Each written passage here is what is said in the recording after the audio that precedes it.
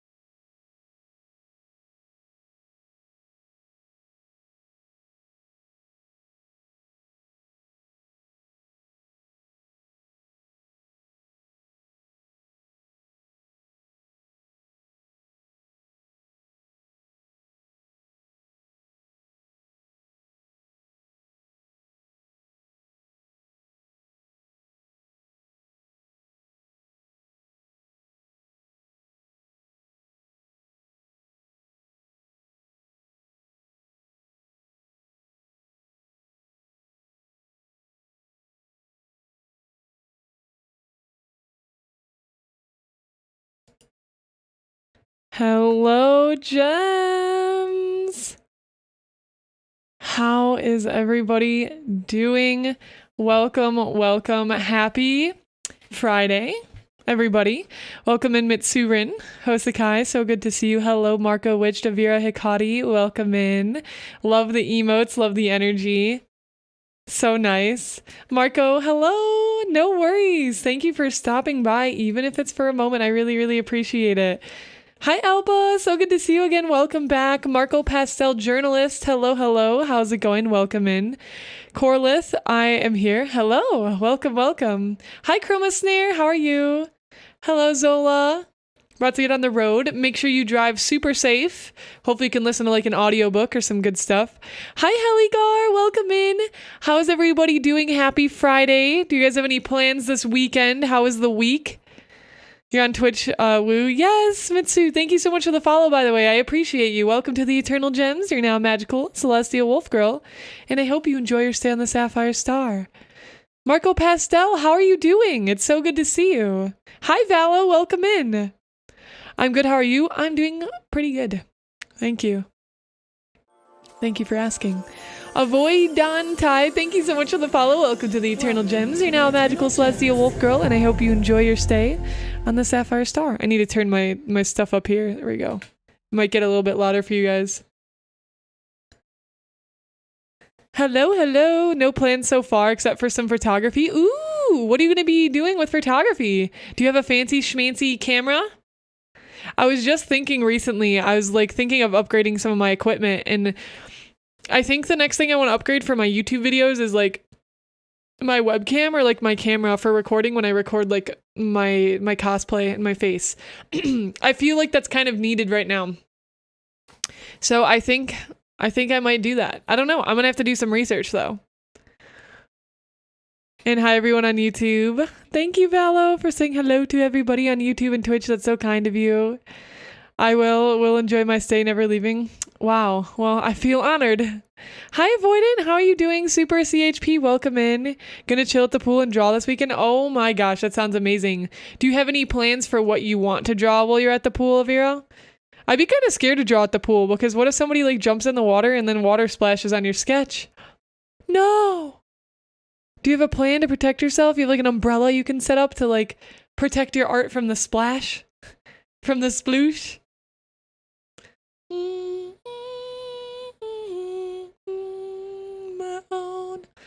I love the song. All right, we are going to be working on some commission work today. Commission work to continue. And yeah, we've made some good progress on it on Wednesday, but today we will be continuing that. And I'm super excited for it. I'm excited to progress further in the painting. So if you have art or anything you want to have alongside today to work on. Oh, you don't hear any music? Oh, okay. I'm glad that you said that. You can't hear the music, really? Okay, I was messing with stuff earlier. Oh, let me see this. I was messing with stuff earlier and I think that might have messed it up. Hold on. Want you down. Sound settings. Dude, I love... I feel like I have a constant, like, just issue with audio. Okay, did that fix it, Gems? Can you hear it? Can you hear it? Oh, wait. Now can you hear it?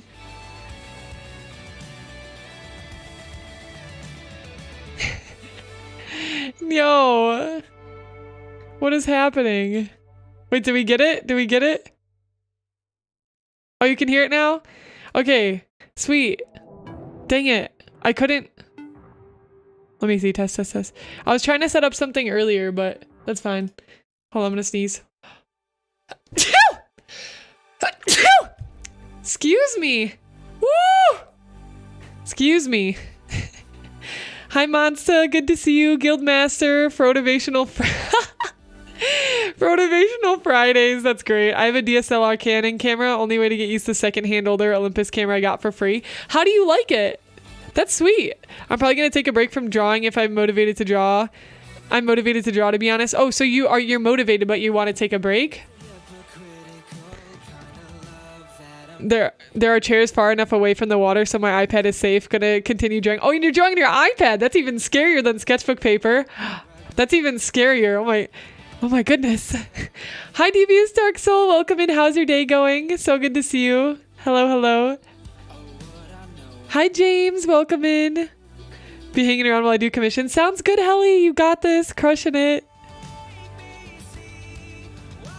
Unforgivable. How dare I sneeze? Hello, Danish. Hello. Good morning. That's super cool, though. Yeah, I definitely need to do some more research into like cameras for like YouTube and stuff. I'm excited about it. The music's cutting out when you talk. It should be going quieter. Like going quieter, but maybe it's getting too quiet now. Let me turn maybe the threshold up. Test. Is that better? Like, does it get slightly quieter? Testing. Test talk. Test talking.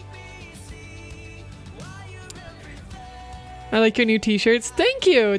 This is a piece of merch that I've been wanting to work on like for a little while. Which we have. I have many versions of it, but I still haven't found a place that makes it to my liking. There's been issues with every single print I've gotten. Making shirts and like hoodies and merch and all that stuff.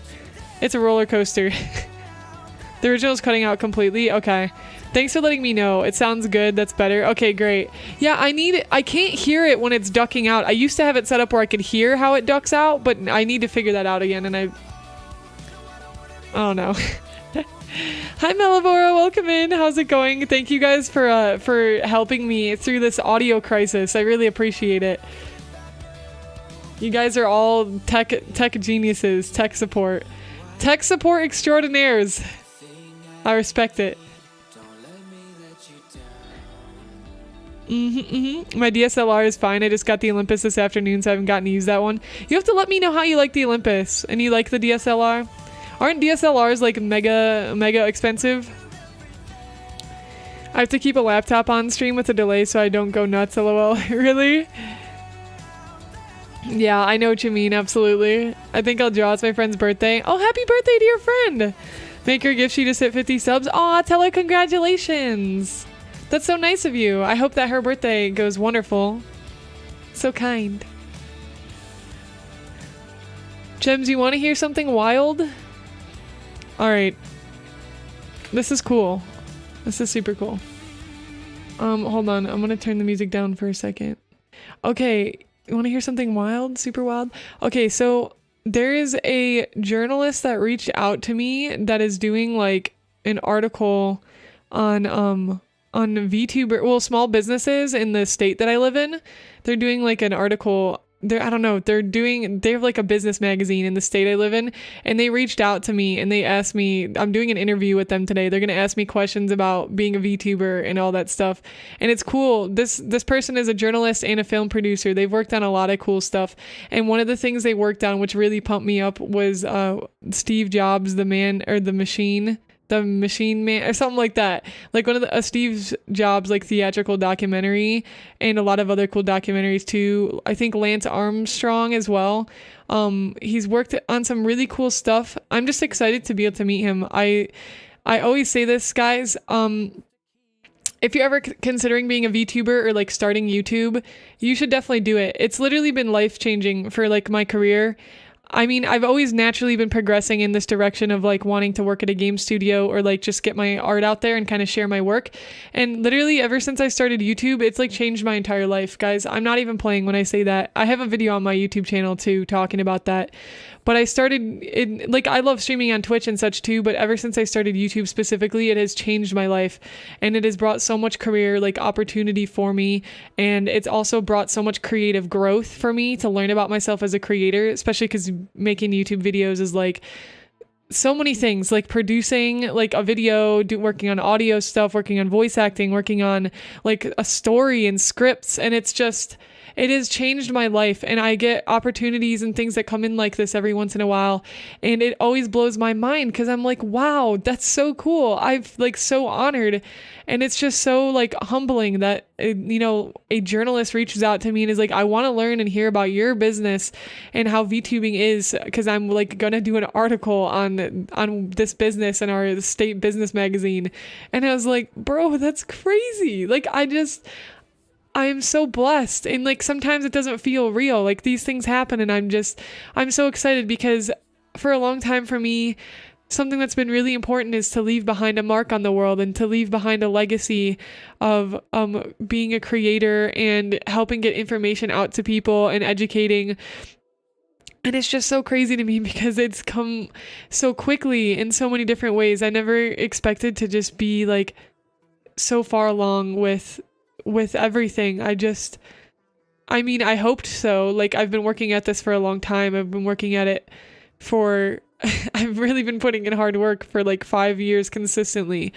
And it definitely never comes when you're ready for it to. It never comes when you expect it to either.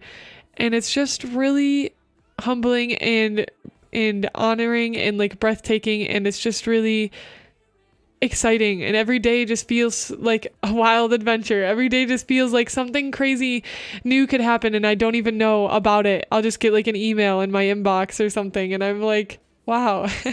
So I just really encourage you, if there's something that you want to do out there that you are like really afraid of, I'm getting emotional. Whew. If there's something you want to do out there that you're really afraid of, you should go for it, because hopes and dreams and things you're excited about. Wow. Thank you so much, Tamras, for the sub. Can we get some love and hype in chat? Things that you love and the excitement of life is usually on the other side of fear. And we build up these things in our head. We build up all of this just like, I'm so scared to do this thing. I remember like when I started YouTube, like how scared I was. And I know, because I have a lot of you gems that reach out to me and email me, and you're like, I want to start YouTube, but I'm not really sure what to do, and I'm really scared, and I'm like really nervous to put my content out there. But if I can pass anything on to you gems, is you just have to do it. Like, you have to let go of what you think is going to happen, because what you think is going to happen probably won't. It never usually does. So please, if there's something that you've been excited about or been wanting to try, again, like take this as a sign to just start doing it. Just start going for it. Who who cares what the outcome is? Because it's all about the journey, it's all about the adventure, and it's all about the mission and the excitement of traveling there. And then before you know it, you'll be doing something that you love.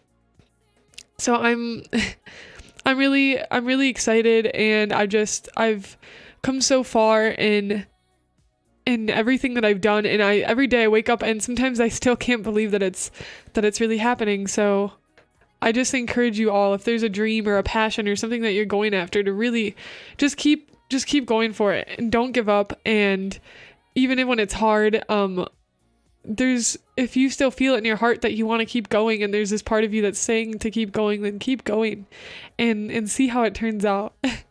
Hi Gamer Curse, welcome in, how are you?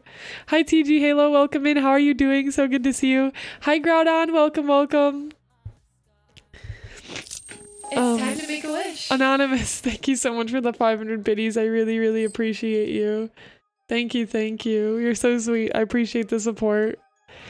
Try stuff without concern about failure. Every bump is a learning experience. Yeah, absolutely. Valo, I think Valo just typed a thing about this too recently, about like just being accepting of failures and seeing how it pushes you to grow. And I really loved reading that too, Valo. I think you shared that in the Meet Your Mod section. And guys, could we get a big hype and congratulations to Valo Wolf for being one of our newest members of the mod team. Valo's been just such a fantastic person to have in the community. Valo brings this energy to the streams, brings this energy to the Discord that I just really appreciate it. So thank you so much, Valo. I appreciate you for just being an outstanding moderator in person and just creator. Like, you always inspire me, and you always come in with just the best energy that we all need. So thank you. Sorry guys, I didn't mean to get super emotional at the beginning of stream here, but I've just been thinking about it. I'm just really grateful, so thank you.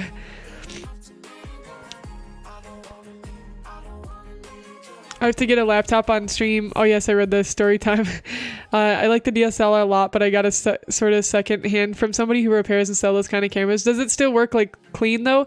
Hi T-Rex, welcome in. Thank you for the lurk. It's Mitsu. Hi Cherry, how are you doing? Cherry, it's so good to see you. I hope you're well. I've been watching some of your latest YouTube videos, and the production is really cool. I'm really proud of you. It's been really fascinating and inspiring and super innovative to see the direction you've been taking your YouTube channel. So I'm really proud of you, Cherry. Keep that up. It's really awesome to see. And Tamris, thank you so much for the sub. Sorry, let me read your sub message now. I got lost in my thoughts and words. Tamris says, can't believe it's been 2 months already. I love this community and all the people in it. Being here is so much fun, and I enjoyed chatting to everyone. Oh, Tamris, thank you so much. You're so sweet. Sheer Luffy, welcome in. How's it going? Good news and advice. My lucky day. Hey, Marco. And Gamer Curse, thank you so much for the follow on Twitch. Welcome to the Eternal Gems. You're now Magical Celestial Wolf Girl, and I hope you enjoy your stay on the Sapphire Star. I'm trying to learn the Trooper by Iron Maiden, but it's crazy fast, and I can't get to the intro's rhythm down. I played it with fingers. It's really crazy because it's so fast. Maybe try like playing it at a slower pace and then picking up the pace slowly. If you don't fail something, how can you expect to improve? Am I right? Absolutely. Hi, I'm Mim. How's it going? Welcome in. It's so nice to see you. How's your day? Player 5, my favorite speed runner, just got another WR in Breath of the Wild, any percent. Let's go. TG, I hope you're doing well. Hello. Yo, had a blast at the concert. Yes. Guys, TG Halo is my little brother. He recently went to go see a Luna concert. One of them, but we were all a little upset because one of the Luna members, Kim Lip, was crying and left the stage in the middle of the concert because she was trying to talk and the audience was screaming over her. Oh, I'm so sorry to hear that. That's difficult. I wonder, like, were they screaming over her out of like anger, or like was it screaming like they were just hyped that she was talking? But also, I'm so glad to hear you had a fun time. That's so cool to go to a K-pop concert. I really want to go to one too eventually, so it's so fun that you had that experience. I'm hoping to get to do so eventually as well. I gotta see Twice live. I think they're the first K-pop group I need to see live, so when Twice is around, yo, we gotta go. I'm learning how to draw a circle. Yo, let's go. That's the beginning to everything. I'm proud of you. My DSLR works clean and the guy repairs them before selling. I've had it for years and no issues so far. Yeah, that's awesome. That's so good to hear. That's so nice too. He repairs them before? That's sweet. No, thank you, Sapphire. I appreciate all the support. I'm just speechless and don't know how to thank you enough. Hey, Valo, Just saying hello. That's more than enough thanks right there. I appreciate you. You like Twice, T-Rex? I love Twice. I had the weirdest breakfast / lunch. Ooh, what did you eat, Monsta? Tell me about it. I had some honeycomb cereal. And thanks to everyone for all your help and good vibes. No, you. They were screaming for another member and she was trying to talk. That's so bogus. What the heck? They're screaming like they wanted another member to talk and not her. Dude, imagine. That makes me sad because, like, man, they should just, you know, people should just be excited that they get to be there and experience every member. Like, that's so frustrating. You're getting the XP Pen Deco L. I don't like all the paper I'm wasting. It's not wasting paper, I don't think, if you have like a sketchbook or something, because that's things that are already there for you, you know? But that's cool, so you're gonna start using a drawing tablet. What kind of drawing are you gonna do? Yeah, that's so sad. I'm sorry to hear that. Was there a lot of people? Yo, speaking of K-pop, we gotta play some Twice. Where we at? What's the other song that I've heard besides? Oh yeah, Moonlight. Moonlight. Oh, I don't need a safe house. Alright, here we go. Vibes. This is a new Twice song that I heard recently too that I liked a lot. TG Halo. Hi Kosai, Parl Lavau, welcome in, how's it going? T-Rex, all the dancing emotes. Hi 𝐒𝐲𝐻𝐫𝐭, welcome in, how are you? So good to see you. Hi Gigant Drago, welcome in, happy Friday. How is your Friday going? A friend told me to open my Discord but not ready for interactions. Like only channels for notifications when I go live in one general chat, so it's easy to mod alone. Wait, a friend told me to open my Discord but not ready. I'm not sure what you mean, what do you mean by that? Are you asking me a question? I'm not quite sure what you mean. I need more info. More info, please. Groudon said I've been using the overdrive circuit on my new amp so much, it's so useful for rock and metal. That sounds really cool. I don't really know much about amps, but I hope to eventually educate myself and get some. Hi Katsuki, welcome in, how are you? Sorry, I'm having a 16-second delay because I'm watching on YouTube because it's more stable for me. No worries, sounds good. Yeah, I fixed the Restream bot. I don't know what was going on yesterday. I had to like relog into Restream, I think was the issue. I checked this morning. I'm glad it's working now. She is my bias, so I was really upset, but they did my 2 favorite songs. Oh, sweet, yes, I'm so glad. You're probably so hyped when your favorite songs came on, right? You're probably like, let's go. I'm so glad that you had so much fun. Thank you for telling me about it. That's really cool. I'm so excited that you got to do that. That'll be an unforgettable experience. Concerts always are like super unforgettable. I love them so much. They really just... concerts have a special place in my heart. The first concert I ever went to, TG, was Warped Tour when Josh and I went. We went to Warped Tour. And the first band I ever saw was like this indie metal band named Beartooth. They're awesome. They're way bigger now, but at the time we saw them, their stage was like super small because they weren't very well known yet. And it was hype because we were like so close to them and like seeing them perform live was hype. You know, I don't know. I've never seen K-pop live and I've never seen like a lot of like traditional or like pop artists live. I'd be curious, like, I don't know, to see the difference because watching metal concerts live, there's nothing like it. Hearing them, like, anybody here who likes metal music, it's cool because listening to the screaming like over your like whatever song you're listening to is cool, but when you get to hear it in person, it's like, oh my gosh, it's like earth-shattering, like soul-searching. It's like, oh my gosh, like it just like rumbles your soul. It's like the coolest thing. The first time I heard like screaming live from a metal perspective, I was like, this is like the coolest thing. I love Beartooth, T-Rex. Yeah, I love Beartooth. Beartooth's awesome. Oh my gosh, Beartooth's so good. There were like 4,000 people in the crowded room, so it was super sweaty. Oh no. Did you bring a fan or anything?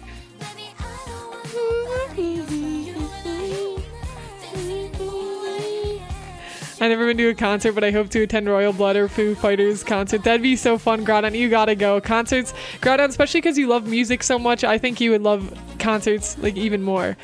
Hello, Brooke. Welcome in. How are you? I'm okay. Had surgery on my knee 2.5 weeks ago and recovery's hard. Oh man, I'm so sorry. Surgery is difficult. Not because of surgery, because I am getting cabin fever. Oh, since you like can't go out and such, yeah. So you've been like kind of locked in. It really affects you a lot. It's hard, like, it really affects you more than you know. Yeah, seeing Luna live was such a dream. It moved my heart, I swear. That's so cool. That's so good to hear. Were they dancing like crazy while they were singing? Oh, that's so fun. Lots of deodorant. Did you bring an extra stick? Bring an extra stick. Just applying it during the concert. See, concerts seem like they'd be fun, but then I remember I have extreme social anxiety and dislike being in large groups of people. Maybe one day.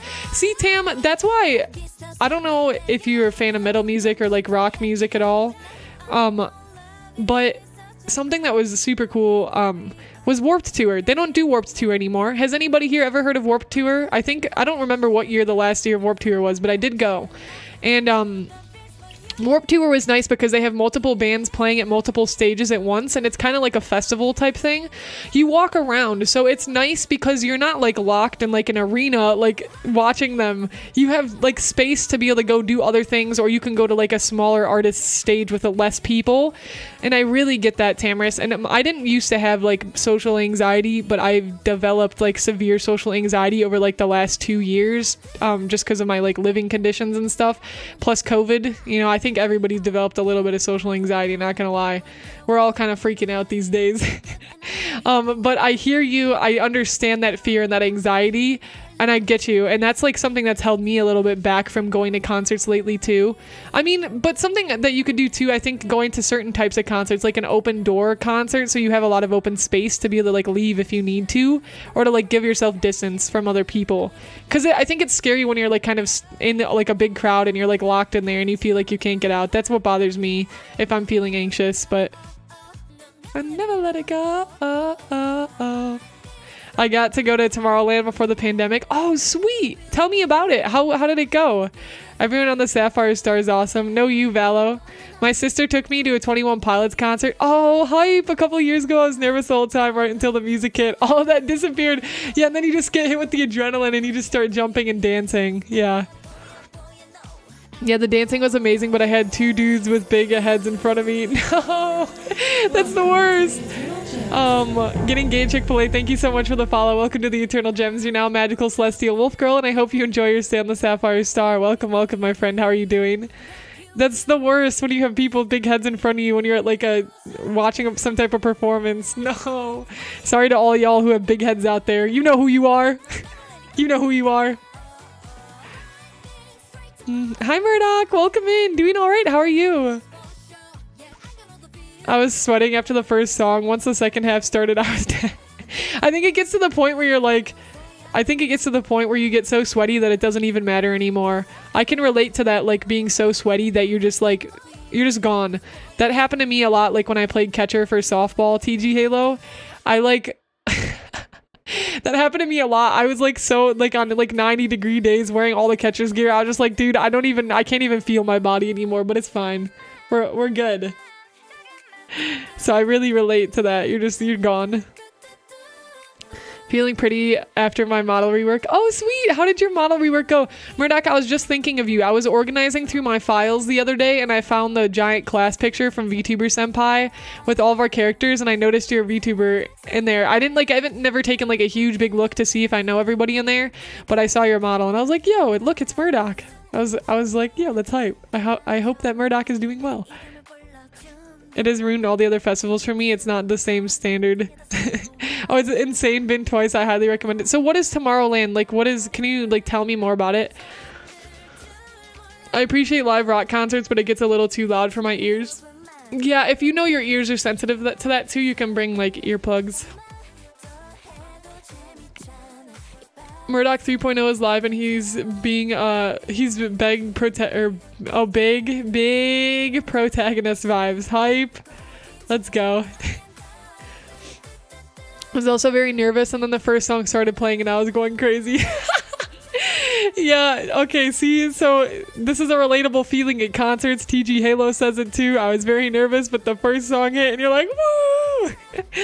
That's so cool. You guys are hyping me up and now I want to go to a concert.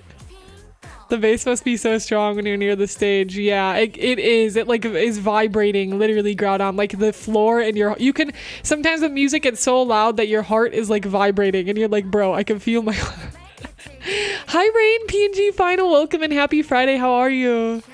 I don't know if it's because I saw them live, but I like Luna more than twice now. I think it is because you saw them live, because you just have a different experience and a different appreciation for them, seeing them live, like for sure, because it just creates this like other connection. I felt that way too when I saw certain bands live. I have a deeper connection to them, so I completely agree with that. The bass was moving my whole body. That's great. Oh my gosh, man, that's so much. Was that your first like concert that you've ever been to, TG? I didn't notice the stream ping. I was waiting outside for the mail and still waiting. I'm getting the last piece of Technoblade merch I'm able to get till I get a new job. I'm both excited yet sad by it. I'll show when I get it. Yeah, definitely share it off. I was wondering about, because I heard that like there was, you know, the last like, I don't know, are they for Technoblade, are they like putting out merch? Like, are you able to continue to get merch? Or is did Technoblade's family decide like it's just gonna be kind of like 1 year and then like you can't get the merch anymore? I'm like genuinely asking. I'm curious to know. Hi Lucky Mize, how's it going? Welcome in. We're just hanging out talking about concerts, first time concert experiences. Go to Google Images and search Tomorrowland. Okay, let me look. Tomorrowland. Oh my gosh, this looks crazy. This looks crazy. Well, I gotta get my model in here. She's gone. She disappeared. Saya, come back. Where you at? Where you at, fam? Dude, she's just not in here. Oh, here she is. Here we go. Where you at, fam? Yo, that's actually crazy. Look at this. Oh my gosh. I don't think I could do that. I would be crying. That's so many people. The stage area is like wild. That's absolutely wild. 180K people. Is it like the biggest concert? That's crazy. That's absolutely crazy. Just passing by. How's it going? It's going pretty well. Thanks for asking. You went to Chicago concert, the band Chicago with mom. Oh, you did? Okay, that's a lot different, I think, of an experience, like going to see Chicago over like a K-pop. It's probably a completely different experience in general too, just because culture-wise. Interesting. I was gonna see Chicago live with mom too, but we ended up not, because, well, I wanted to go with her, but that's when I went to the art camp, so I wasn't here. It unfortunately lined up on the same week. It was very sad.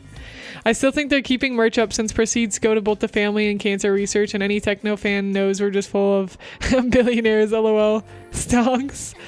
Yeah, that's awesome. That's really cool. I mean, it's not awesome, but it's awesome. You get what I mean? Like, I'm glad that it's going all to just help supporting cancer research and stuff further.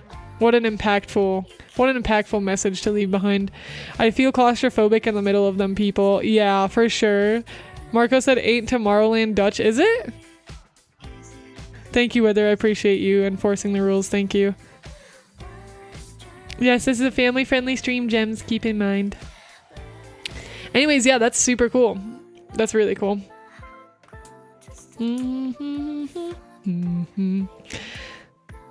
That's amazing. Yeah, unfortunately, I don't think if Luna goes on a world tour again that they won't go to Chicago because of what happened with Kim Lip. Yeah, that's so... That's so messed up. I can't believe that happened. Like, that's so...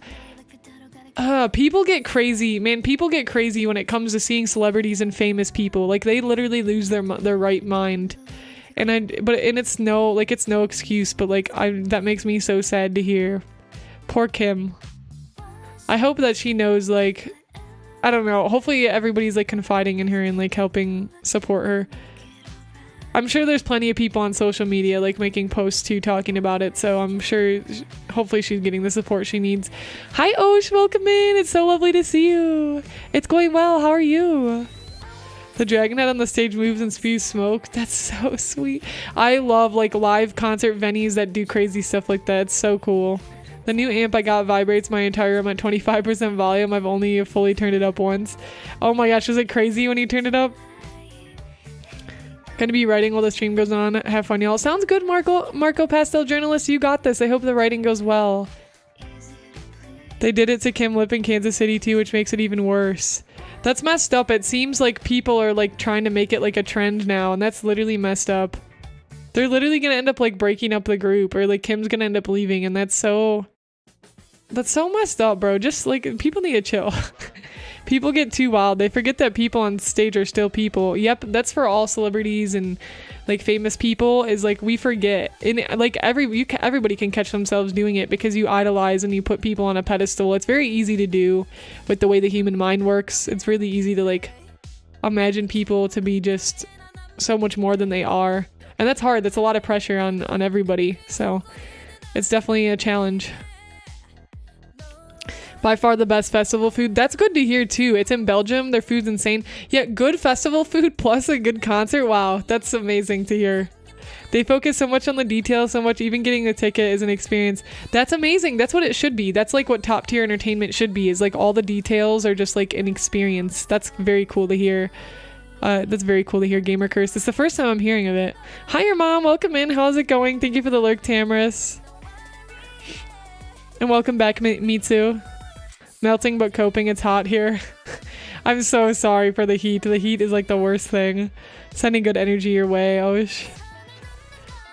They focus. Oh yeah, I read that. I've never been able to connect with the screaming super fan feeling. Yeah, I think it depends too, like on your age. I think it's like I think it can be like somewhat of a maturity thing as well. I think that's like linked to it as well. Yo, the merch is crazy though. I paid $85 for a glow stick and $55 for a sweatshirt. $85 for a glow stick? What the heck? Why is the glow stick more expensive than the sweatshirt? Sweatshirts are usually around 50, yeah. I gotta go back into lurk mode and head back to work. Don't work too hard. Sounds good, Murdoch. Enjoy your work. I appreciate you stopping by. Congrats on your new model version. I'm excited to take a look at it when I get a chance. Oh, you made Chinese food. Oh. What did you end up having? What kind of Chinese food? Hi, Uni! Doing okay? How are you? Hello?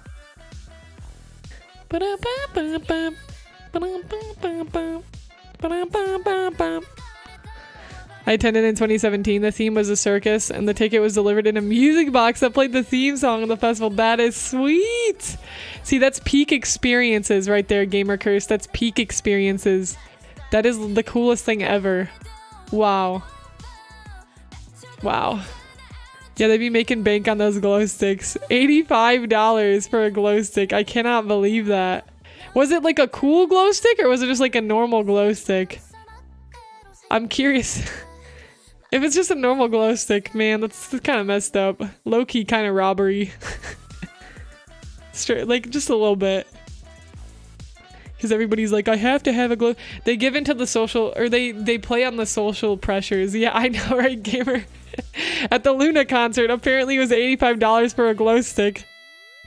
My one friend started crying as soon as the concert started because she had been waiting to see Luna since 2018. Oh, that's so cool. How many people did you end up going with, TG? We had a garlic sauce grilled chicken with fried rice and noodles. Even though there was a fight with my dad and the sister, I still enjoyed the meal. I'm sorry to hear that. I'm sending good energy your way. But that sounds good. Garlic sauce grilled chicken with fried rice and noodles. That sounds yummy, yummy. Wait, that's messed up, right, Monster? That's crazy. Yeah, cool glow stick. Awesome investment. Okay, I need you to send me a picture of this glow stick so I can see what it looks like. I need to evaluate if this glow stick was really worth if this glow stick was really worth $85. Bro, it's wild. It's amazing. Me and Metallica can play most of Master of Puppets with only downstrokes. That's cool. I don't know much about strumming patterns either. I'm still so new to guitar. Like, I mean, I've been playing for like 2 years, but I've mostly just been playing chords, and I've been starting to learn more finger styling, and I've been starting to get more bar chords down. Oh, Osh, I don't know if you're still here. Guys, Osh is awesome. Osh helped me start working on exercises for learning bar chords. Huge shout out to Osh in chat. Osh is a fantastic musician and just person all around. And Osh started helping me learn how to play bar chords. And I've started with smaller bar chords and like with songs that have things that aren't too intense. And it's actually been going really well. So I haven't done too much of it yet, but it's really been like that little lesson we had made like the biggest difference in the world. So thank you so much, Osh, if you can hear me.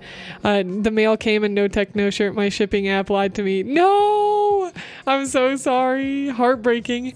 I started designing a 2D game. Do you have any tips for designing a 2D game? What kind of game are you making? Also, is this your first game that you're making, Kasai?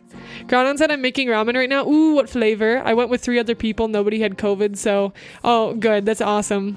I'm glad. I want dumplings. Yo! Dumplings are amazing, Gamer Curse. One of my favorite foods, easily. Have you tried other types of dumplings, Gamer Curse? There's like bread dumplings. There's other ones too, but mostly I know bread dumplings. Why so expensive? I don't know. Hi, Jill. Welcome in. Wait, Rickroll is banned? He shouldn't be. We do Rickroll here all the time. The glow stick better be made of glow algae. It's not worth 85, but it's worth it because it's Luna. Right, it's the brand name. It's the brand name. You're so lovely to say so. How's the guitaring going? It's going pretty well. It's going pretty well. I haven't had too much time, but I've been thinking that here, let me pause music for a second. So I just finished my first term of teaching the digital art camp. And for anybody that didn't know, I did some contract work as a digital art teacher at a studio this summer. And it has been a dream come true because I've always wanted to try teaching digital art in a more like, I teach on YouTube and I teach here on live streams, but in a more like specific format. And that was super cool. We had 6 weeks of teaching. I built like all of my own curriculum and basically decided what I was going to teach my students. And we just had our showcase yesterday. The showcase turned out really cool. And we did our theme this year was mental health. So all the students, I had them do a magazine on mental health. And each page was kind of like creating a creative journal. It was a really cool project and that was amazing. That being said, it was taking up a lot of like time in the middle of the week. I'm going to be filling up those slots of time moving forward here, continuing to finish the character design course I've been developing so I can start selling it to you guys. And then next to that, I would like to plan Sundays to be like I don't know why my motto is freezing. Sorry. I'd like to plan Sundays to be like a music day specifically because there's a creative lab in the library where I live. It's a new thing that they built, I believe. And they have like a whole audio setup. I think I told you a little bit about this, Osh, but they have like a whole audio setup. And the resources you gave me too, I'm really thankful for. I'll definitely be diving into that. And I'm excited because I plan to hopefully on Sundays make it like a creative exploratory day for me where I can like go to the library and start working on learning music stuff. Or like just work on sewing because sewing is something else I picked up recently that I'd like to do more of to start working on my own outfits to like build my Syafire outfits. So I'm excited. So it's going well. I just would like to make more time for it. You know, we only have so much time and it's so difficult to be doing that, but I'm working on a cover song or a parody cover song with 𝐿𝐿𝐿 right now, which is my producer friend. We're working on that and we're also working on this other song. I forgot that we had it, but I found the demo. I'll play it for you guys now. I found the demo. It's a very short snippet of something we were working on a while back, but I'll play it. It's really cool. I like it a lot and I wanna continue working on it. This is it.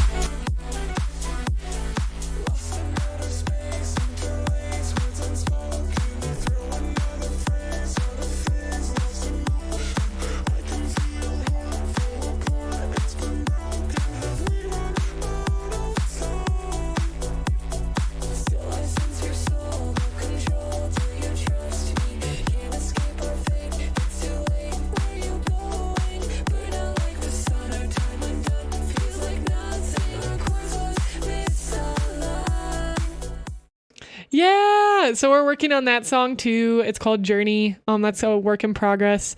Hi Stars Fiber, so good to see you again. Welcome in, welcome in. So good to see you. But yeah, so that's kind of what I'm up to with music stuff lately, Osh. How about you? What have you been working on lately? Both of my favorite songs are all in English, so I was able to sing along and it was just amazing. Yeah, let's go. That's so fun. I'm so excited for you, TG.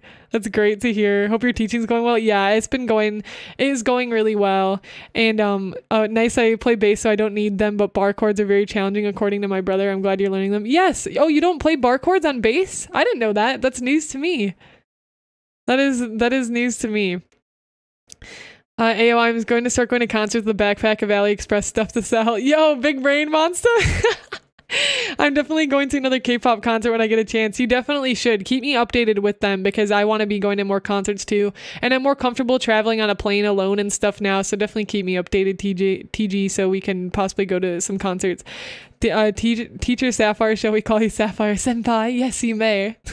It's my first game with actual scripting. It's a story-based game with some fighting and puzzles. Ooh, that's super fun. Okay, so the biggest thing I recommend to you for your 2D game that you're working on designing is to just work on like a demo first to see if it's a game project you want to continue. Because sometimes when you work on a really big project, especially a game, you want to like test your theories first and see if it's something you're going to like before like pouring hours and hours and time into it. So I recommend like doing a demo first, and building a system maybe around like how are you developing it by yourself, 𝐂𝐪𝐲𝐝 𝐒𝐿𝐲? That's awesome. Sounds awesome. I feel the busy schedule stuff, not enough hours in the day. Never. We need to move to a new planet with more hours. Yeah, absolutely. Vocals sound like 𝐒𝐿𝐲. Ooh, who's 𝐒𝐿𝐲? Also, welcome in, Starfunk. So good to see you. That's such a bop, OMG. I'm glad you liked it. I'll showcase to you guys as well. So not everybody here has heard it, but I'll showcase to you as well. I did a song jam with 𝐿𝐲 and Mundo, two of my producer friends, over the weekend. We made the song in 24 hours. I wrote the lyrics. I wrote the lyrics and some of the melody, and they did all of just like everything, the production, the sound design. Mundo does a lot of sound design. But let me share with you. Let me grab the lyrics first though. Do I have the lyrics in here? Let's see. I don't remember what I called it. This is what I get for moving stuff out of there. Give me a second. I gotta find it. This PC. Content, collab, music. And then let's see, lyrics, collab. I don't remember. Oh wait. From stars. No, that's not it. That's not it. I can actually just pull it up on a new notepad. That's what I'll do. Final lyrics. I'll pull up the lyrics so you guys can follow along with the lyrics. Okay, so let's do plus, window, capture, okay, and then let's grab notepad. Here we go. Okay. I'll put them on chat right here. But yeah, so if anybody hasn't heard this yet, I'll take a look at chat afterwards, but we'll take a listen. You guys enjoy. I've really enjoyed working on music, and I hope to do a lot more in the future. We just hit 3,000 plays on Sleepwalking, cover I did by Bring Me the Horizon. I'm super duper thankful, and I really want, one of my dreams one day is to perform like Vocaloid, but with like a Syafire model, like on stage as like my virtual character. That would be like a huge dream of mine. So we're working towards it. But here we go.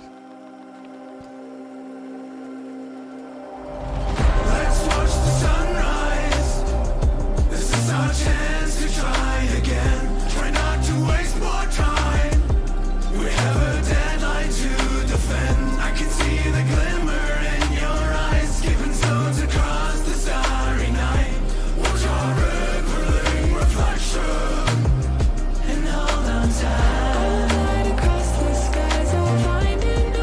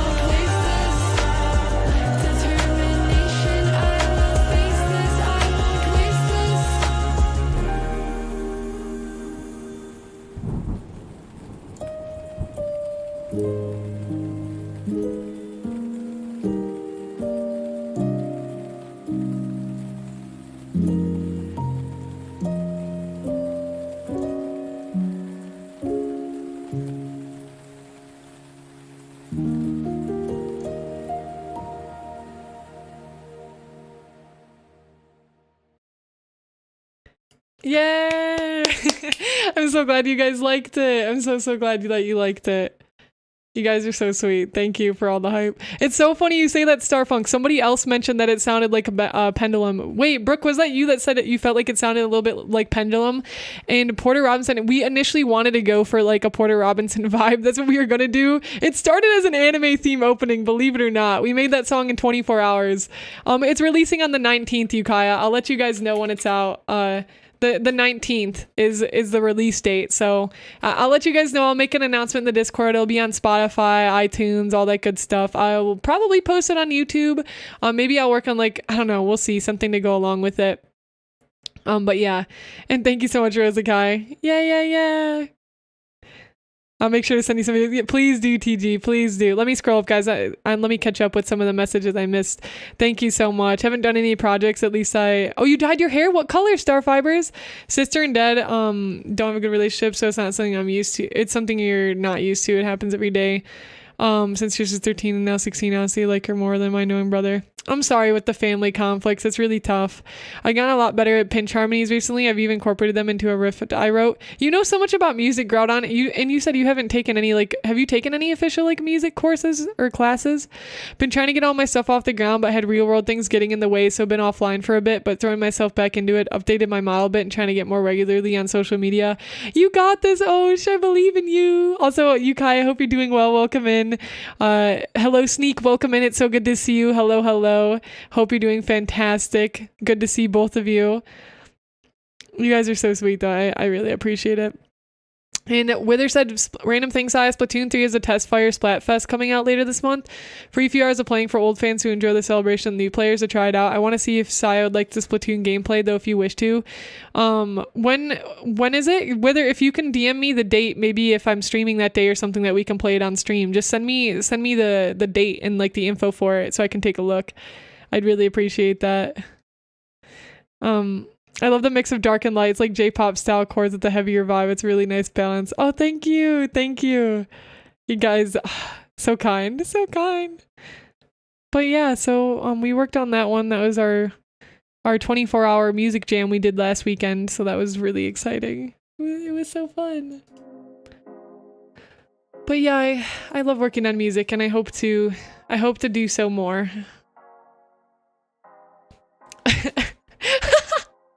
I told myself I was not going to record the whole concert, then I proceeded to record every single song. It's cool too, though. I always felt weird about that too. I'm like, should I just like enjoy it while I'm there, or should I record it? But like one of my favorite concerts that I ever been to, 𝐒𝐮𝐩𝐽𝐾𝐬, their metal band as well. That was my favorite concert I think I ever been to. 𝐒𝐮𝐽𝐾𝐬, that I'm so glad I recorded it because it just brings back the memories. So I think you will actually be really thankful that you recorded all of that. Every time I watch the songs, it like hyped me up again. 80% to 8 by the end of the concert. Did you have like a traveling pack? You have amazing vocals. Thank you, Monster. And thank you, Sneak.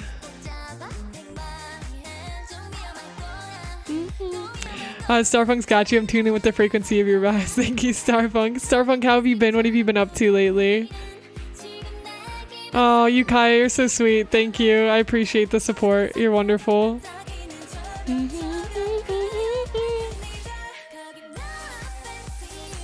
Oh, you really do. It's like so beautiful. It really means a lot to me, guys. I've always been just unsure of my music and my vocals, so it really means a lot, the support. Thank you. Hi, Blake. Yo, welcome in. You sent a penguin to space. What? Great song. I almost burned my France potatoes while listening to that. Ooh, I love potatoes. You almost burned them. Oh no. Said it. Saya, it's 8:27 Saturday from 9 a.m. to 8 to. Oh, you sent it to me on Discord. Okay, good. Sounds like I'll probably be able to do it because the end of this month. I should have time to the end of this month, so I'll definitely. Do you have to like pre-download it on your Switch? I like your voice. I'm happy to listen to you sing. Thank you, Corliss. You're so kind. I really appreciate that. Thank you so much. So kind, so kind. If you guys are interested in more of my music, I'll send you all a link to to my sleepwalking cover that I did, which, like I said, has around 2,000 views on YouTube and over 1,000 listens on Spotify. So it's nearing it's over It's officially over 3,000 listens, which is super exciting. But here's the link. Oh, do we have a command for it now, don't we? Do we? Oh, we do. There we go. Awesome. Yeah, so if you want to check that out, you can check out the music video there. Thank you, Brooke. And there's also links to where else you can find it. We should get Brooke, we should get one for Tsunami too. If you want to send or set one up for Tsunami. I don't know if I'm spelling Tsunami right there. That's the original song that we worked on. Tsunami, I think is. Yeah, thank you, Monsta. Yeah, the Nintendo link I sent is a pre-order for the demo download. Oh, sweet. Thank you. I broke my voice after the first song. I was singing along with a bunch of voice. Yeah, because you're probably like scream, shout singing, right? You're like...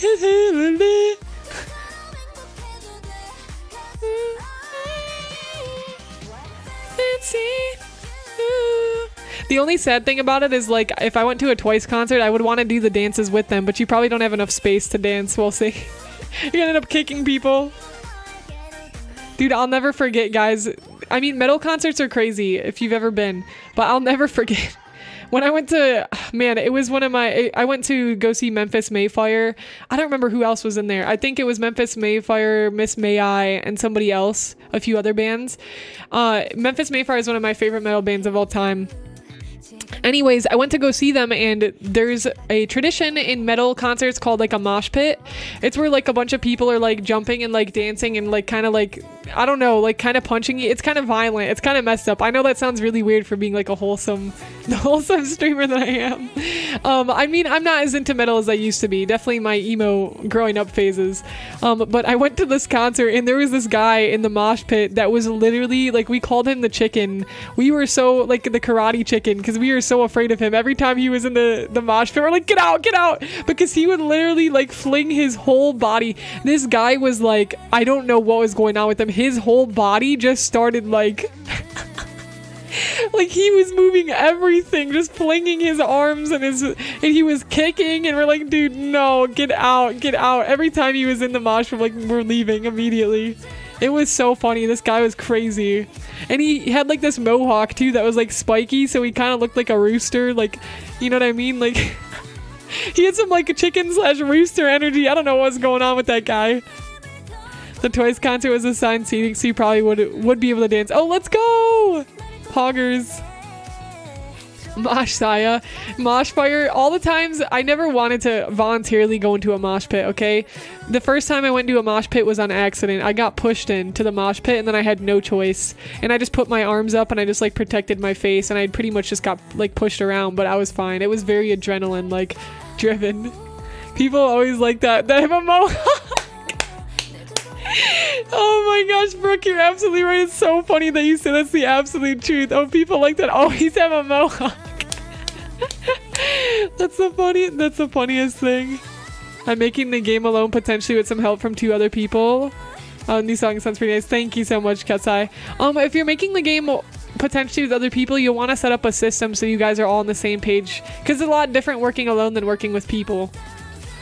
But yeah, my biggest tip is really to just focus on doing a really small section of the game. If the game can exist in its simplest form possible, what would that look like? And then go to work on that before like tackling the whole game. If that makes sense. And you can make like a little demo first. Metal concerts are surprisingly wholesome. There's definitely pit etiquette. Yeah, there is definitely pit etiquette. I'm pretty sure this guy was breaking all the rules. Last mosh pit I was in, there was a mountain called Tank. He was immovable. He was the stone the wave crashed upon. That's so funny, Starfunk, the way you wrote that. Hey, now I have a mohawk. Well, do you have that kind of energy, Starfunk, when you go into a mosh pit? I don't think I heard this song before. I don't know if it's on Rando Play, but I'm digging it. Yo, this is one to add to the list, TG. Promise 9, DM. I gotta add it to the list.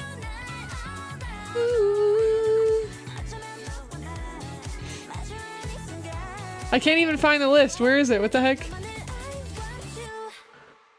I can't find it. That's okay. I added it to my likes. No, you avoid mosh pits, lol. Make funk, not war. Good for you, honestly. You're a person. Well, I don't know if I want to say tame, but a more chill mohawk individual. Dude, we're being harassed. What the heck? Stop, guys. It's messed up.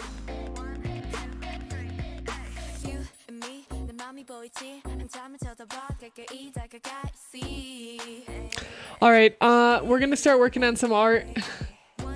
We're gonna shift into the art. I'm gonna have to take my model off, and we're gonna switch to PNG Saya. I wanted to have like my face and stuff with my model earlier, but for painting, we're gonna switch. Whoops, did not mean to have that up. R.I.P.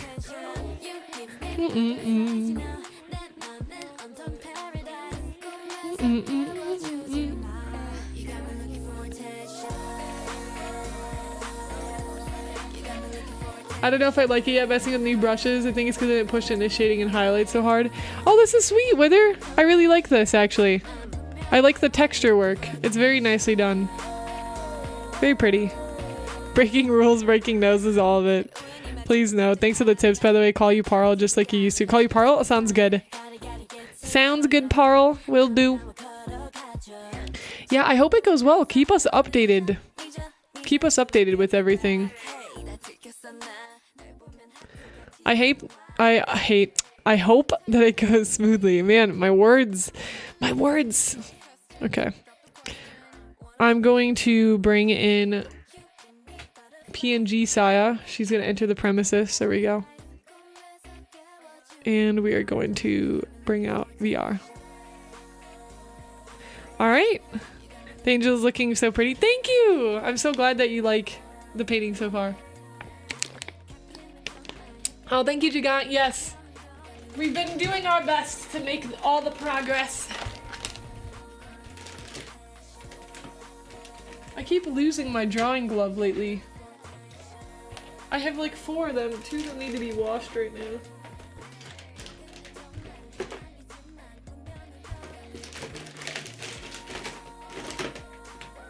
Man, I'm realizing how weak I am right now because I'm using my abs to like hold me up so I don't fall back, and I'm like shaking. We gotta hit the gym again, Gems. Oh, thank you so much, Osh. This is a full illustration commission for Monsterlicious in chat. We've got... This is Monster's VTuber character. Her name is Alice. We got the background back there. I'll show you the sketch as well. We just started painting. Here's the sketch right here that we finished the other day. And now we're working on the painting.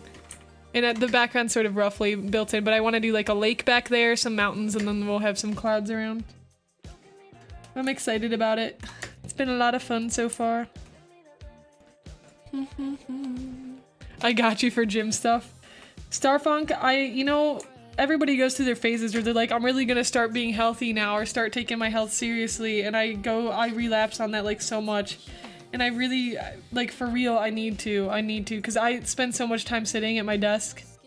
I really need to be making more time for all of it. I mean, I dance and I still get in walks, like I walk a lot. But, like food, exercise, I really want to start building my muscles so I can go do rock climbing. I really want to start building them up. It makes me feel like, do you actually gain like a good amount of strength if you go to the gym for like an hour and do like 30 minutes of workout and like 30 minutes of cardio? If you do that like almost every day, like for a consistent period of time, is that really gonna help like keep building your strength? I feel like I'm never making any progress. I feel like I'm never making any progress, and it's just so demotivating sometimes. Yeah, I love rock climbing so much. I love rock climbing, and I want to do like more official rock climbing around my area. Like I've gone to gyms and stuff, but I really want to do like rock climbing at the actual rocks around us. What are Mack trucks?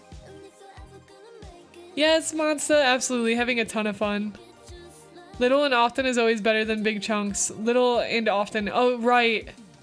Progress is half training, training half macros. What does that mean? It would help to be the consistent, but with one rest day. Yeah, one rest day, but then keep going consistently.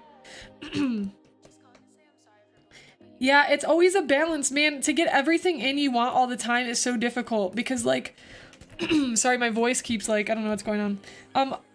the thing that's like challenging, I think, is there's so many different things I want to do. Like, I've been wanting to get more time in for reading, and now I finally have done that. I've been having kind of a nice routine around reading, but that replaced some of the time where I used to go exercise, right? I mean, granted, I guess I could do reading and exercise at the same time, but I keep having this fear lately where I don't want to overwork my brain because I already work so much on things all the time that that's the struggle. Like, everything I want to do always feels like work. And then I feel like I'm really not giving myself time to rest. So it's like, yeah, I just got done like streaming, or I just got done like working on commissions or teaching or whatever, and I love it, but then I want to go do something else, but I feel like I need to give my mind like a rest. And man, it's just tough. It's really tough to navigate all the things you want to do at once. Honestly, of the two, working out is the easiest part. Macros is the caloric balance between big three of diet: protein, carbs, and fat. Protein for muscle fiber, carbs for energy, fat for muscle growth and good hormone levels. Right. And I don't even know where to start with learning all that. Like, we take like one health class, but I feel like this stuff needs to be taught way more than it is in school. Because it's literally the most important part about life. And like, we don't learn about it.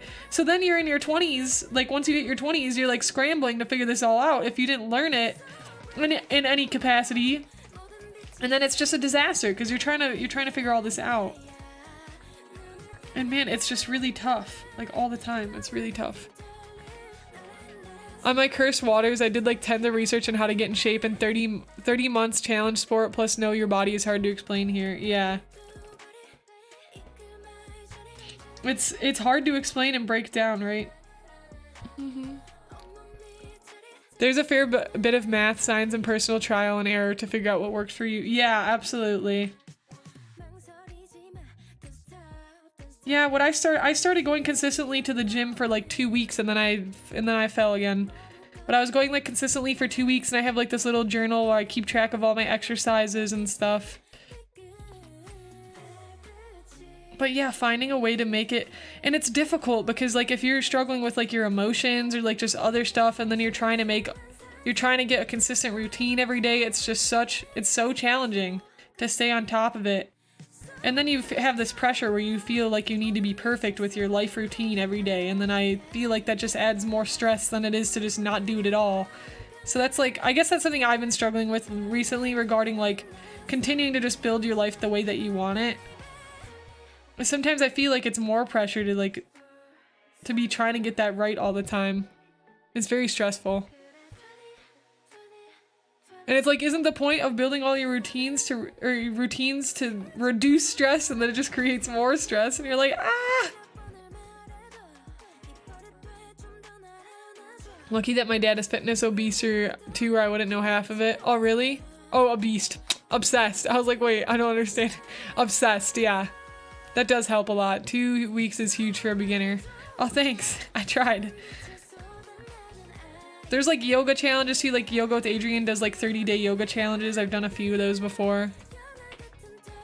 Hi Mitsu, sent the whip of the gift. I could in the Discord. Oh sure, let's take a look.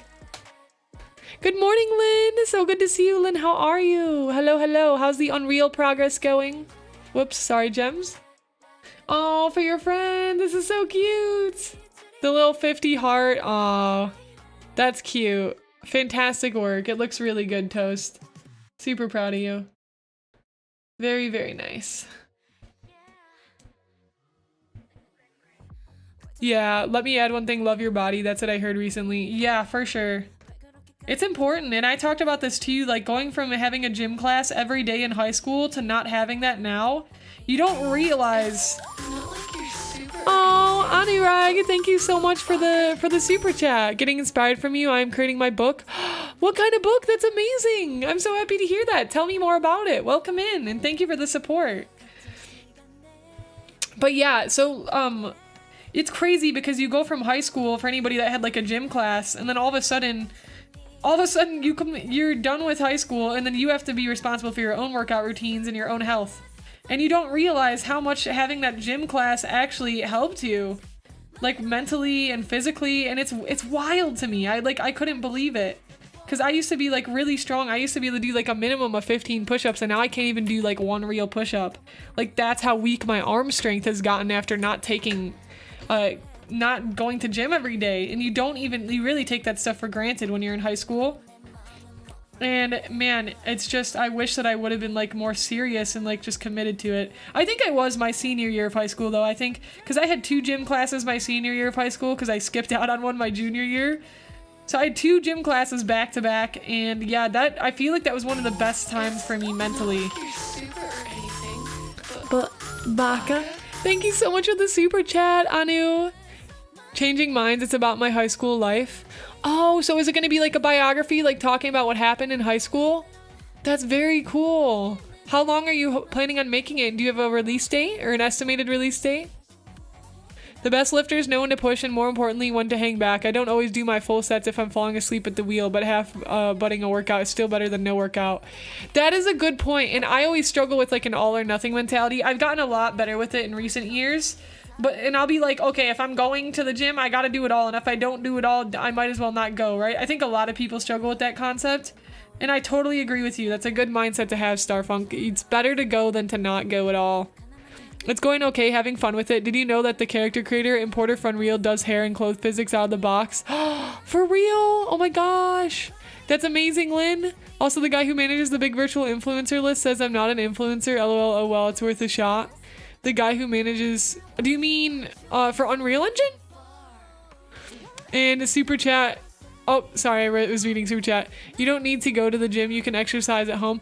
Yes, that's absolutely true. You can exercise at home, and I do like yoga and stuff at home. The reason I like going to the gym is because separating like the workout space from my home space really helps me mentally. That's why I like going to the gym. I think a lot of people feel the same way. But you absolutely can.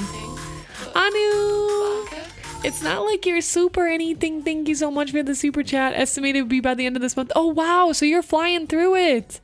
Oh my gosh, Anu, that's sweet. Are you gonna self-publish it, or are you gonna get it published through something? That's so cool. That's super cool. I'm very excited for you. Very, very excited for you. It's not like you're super or anything. Oh, and Anu, thank you for joining YouTube members. I really appreciate all your support. You're so kind. You're super duper sweet. I really, really appreciate that. Hi, Chris Carroll. Welcome in. So good to see you. How's it going? Welcome, welcome. Yeah. You can still exercise at home. Again, it doesn't mean not to, like, because I have, oh my gosh, guys, I can't tell you, if you ever get the opportunity or the blessing, like, to be able to separate your workspace from your, especially if you work at home, like your workspace from your play space, from your, like, sleep space, oh my gosh, you gotta do it because it helps your mental so much. It's crazy how simple things like that can really go a long way, and that's why I like the separating your workout space. Your workout space from all of that as well, because it just really helps separate that mentality. It just really helps. Oops.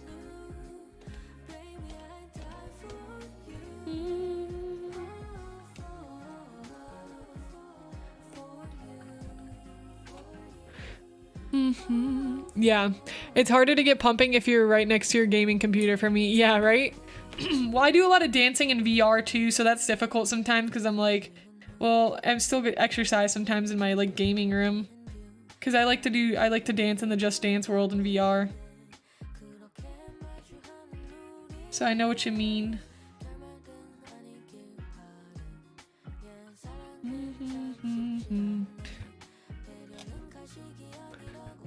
No, there's a big site of virtual influencers and I read the criteria for it. They're loose and they sounded like I qualify, but he thought I was too technical to go into the database. What? That's literally the dumbest thing I ever heard. Too technical? What does that even mean, bro? That's so frustrating, Lynn. I'm sorry to hear that. You'll show them, Lynn. Let them keep saying too technical garbage. When you're out here hitting the 1 mil mark and getting your gold play button, they're gonna be sorry. Just you wait. That's why I don't have a TV or nothing next to my weight rack. Good idea. See, and that goes back to them like, well, should I be reading while I'm doing my workout? I don't want to merge two things because then if you're not putting your full focus into one thing, then maybe it's like you're not really making the most of it. Doing well, working and lurking. I hope the work is going well, Chris. Thank you for the lurk and the support and sending all the positive energy for your work. Aw, Cyanide, welcome in. You, your talent, your limitless potential never cease to motivate and inspire me.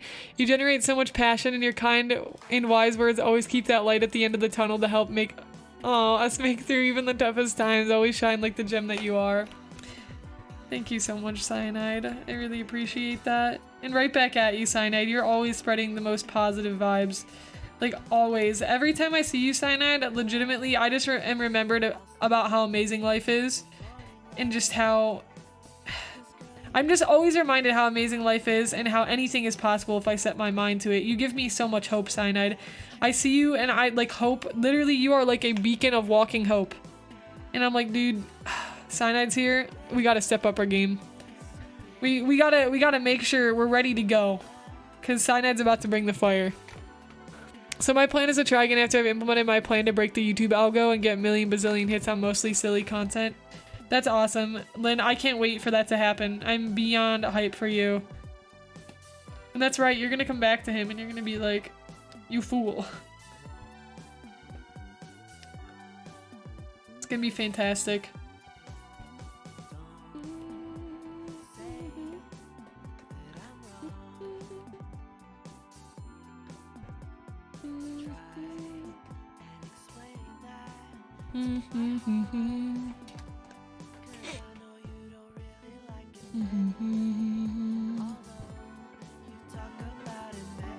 The song's a vibe right now.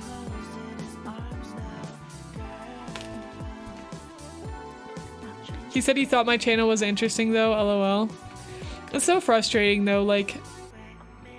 This guy, just wait. Just wait, that's all I gotta say. Do you have dance partners in, VR? There's definitely like whole groups of people. Like I'm in a VR chat, like dance Discord and stuff. But nobody like I specifically go with.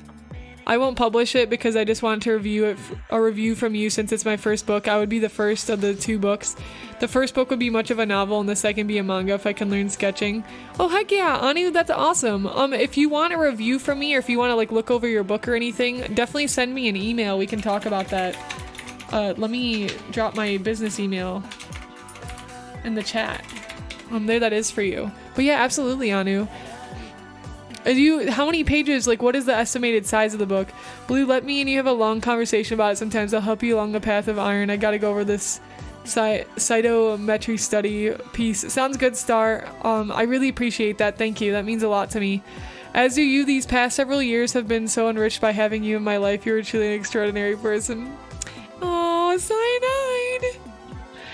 Know you, know you, know you. I appreciate that. Yeah, Lynn, I love your content too. And I think, yeah, influencers should be able to be technical too. They'll see your vision eventually. Absolutely. And thank you, Osh, for the encouraging words. I completely agree. And Lynn, I think the thing is you put a lot of emphasis on the process of what you're doing. And I think that that is so important and so many people don't see the value in building the process. I think that's one of the most valuable types of content you can actually make. Hi Harley Quinn, welcome in. How are you, Core? Thank you for the lurk. Mitsu said, hey Sai, do you think you could send me your playlist on Spotify? These songs are really calming and amazing, so I think I might list them on long road trips. Yeah, I could definitely. The ones I'm listening to right now, I'm kind of on an autoplay at the moment, but it is all like my vibe and energy. Spotify is good at that. I can work on putting together a playlist. Let me work. I'll make one. I'll create one right now, and then I will send it to you after the ones we listened to today, if that sounds good. I will call this. What do we want the name for our playlist to be? Somebody give me the name of an animal. Somebody say a color in chat, and somebody say a type of weather, and that's what I'm gonna name the playlist. Animal, color, and weather. First ones go. Koala. All right, koala. All right, we need a color and weather. Color and weather. From somebody. Orange koala. Okay. Orange koala. Meerkat. Yo, these are all good. Okay, hold up. We'll name it Orange. Orange crystal. Koala. Thunderstorm. Alright, Orange Crystal Koala Thunderstorm. And I'm gonna call this stream...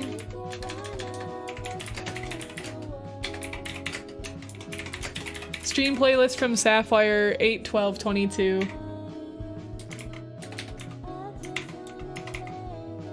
22.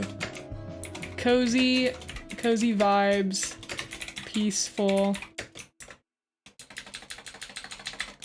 Peaceful. Aesthetic. Alright. I got it. Orange Crystal Koala Thunderstorm. Let me get like a thunderstorm emoji. Thunderstorm.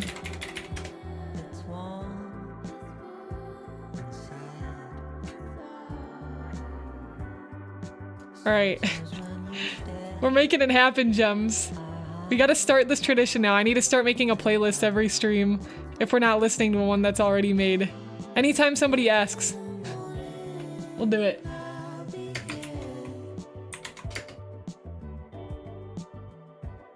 And now we need to get a Pinterest image. We need to get an album cover. Let's see what we got. Let me look up anime koala.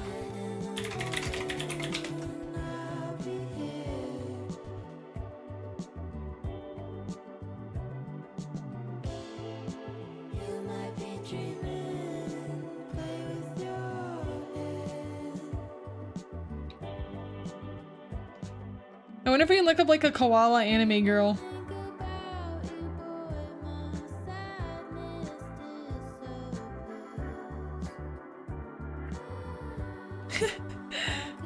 I'm looking. That one's cute.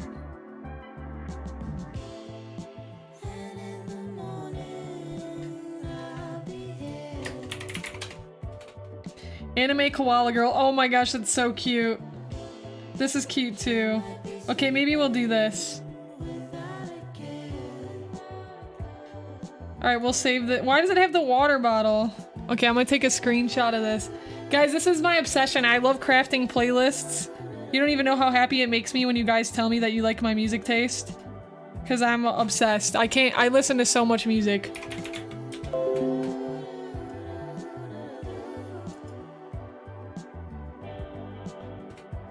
Alright, Gems, I'll post the playlist after stream, okay? I'll show you what it looks like here. We just started it. Here we go. Orange Crystal Koala Thunderstorm. Let's go! Amazing. What do you use to take screenshots? I use Light Shot. It's called Light Shot. The logo is like a feather. Hi Bossy, welcome in, how's it going? Durandal, so good to see you, how's your day been?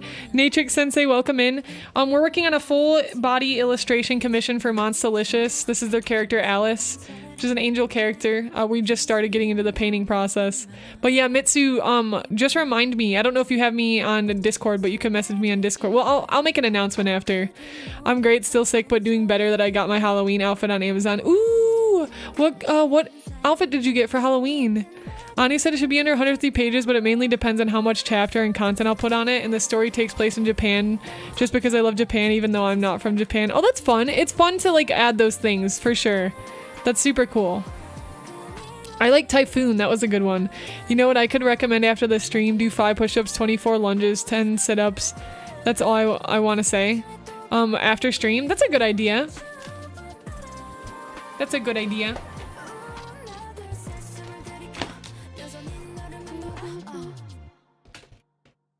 All right. Hold on, I gotta plug my phone in.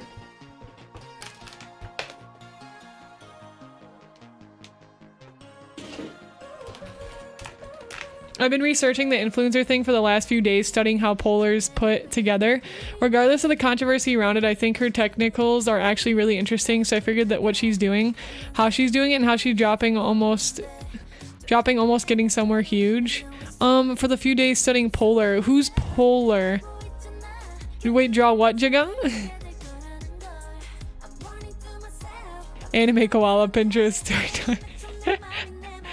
And thank you so much, Lynn. Your music taste is bop. I appreciate that. It looks aesthetic. Let's go.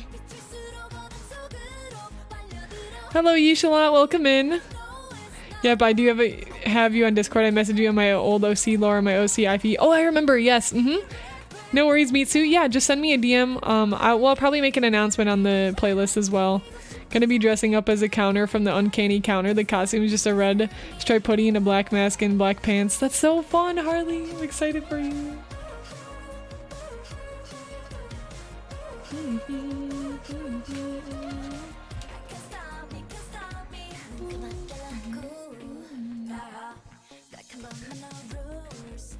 Alright, let's see where we're at. So we really needed to figure out the extra wings.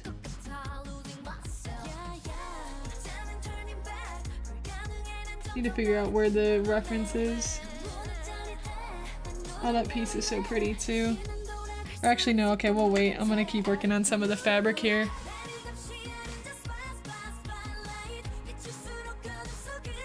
What is polar?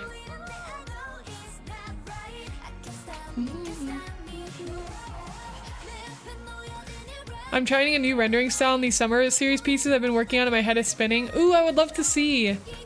Yeah, trying new rendering styles is always fun, but they're really scary at the same time.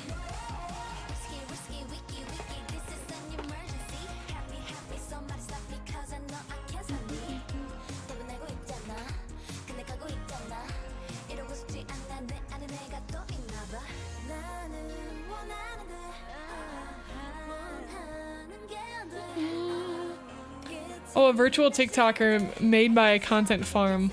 But there's more to it than that? Let me look it up. Polar.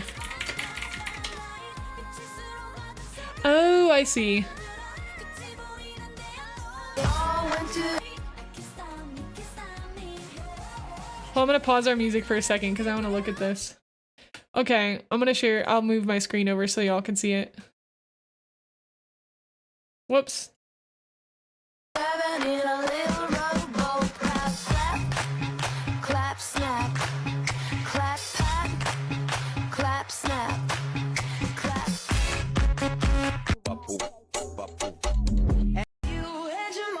I'm just gonna mute for a second just because I don't know what lyrics are gonna be saying. I think... Okay, so what was your statement on this? What are you trying to figure out about Polar? Yeah, please do, Guild. She's done Unreal and varying levels of motion capture and AR. Yeah. Man, here it is. Generation Z music videos is out.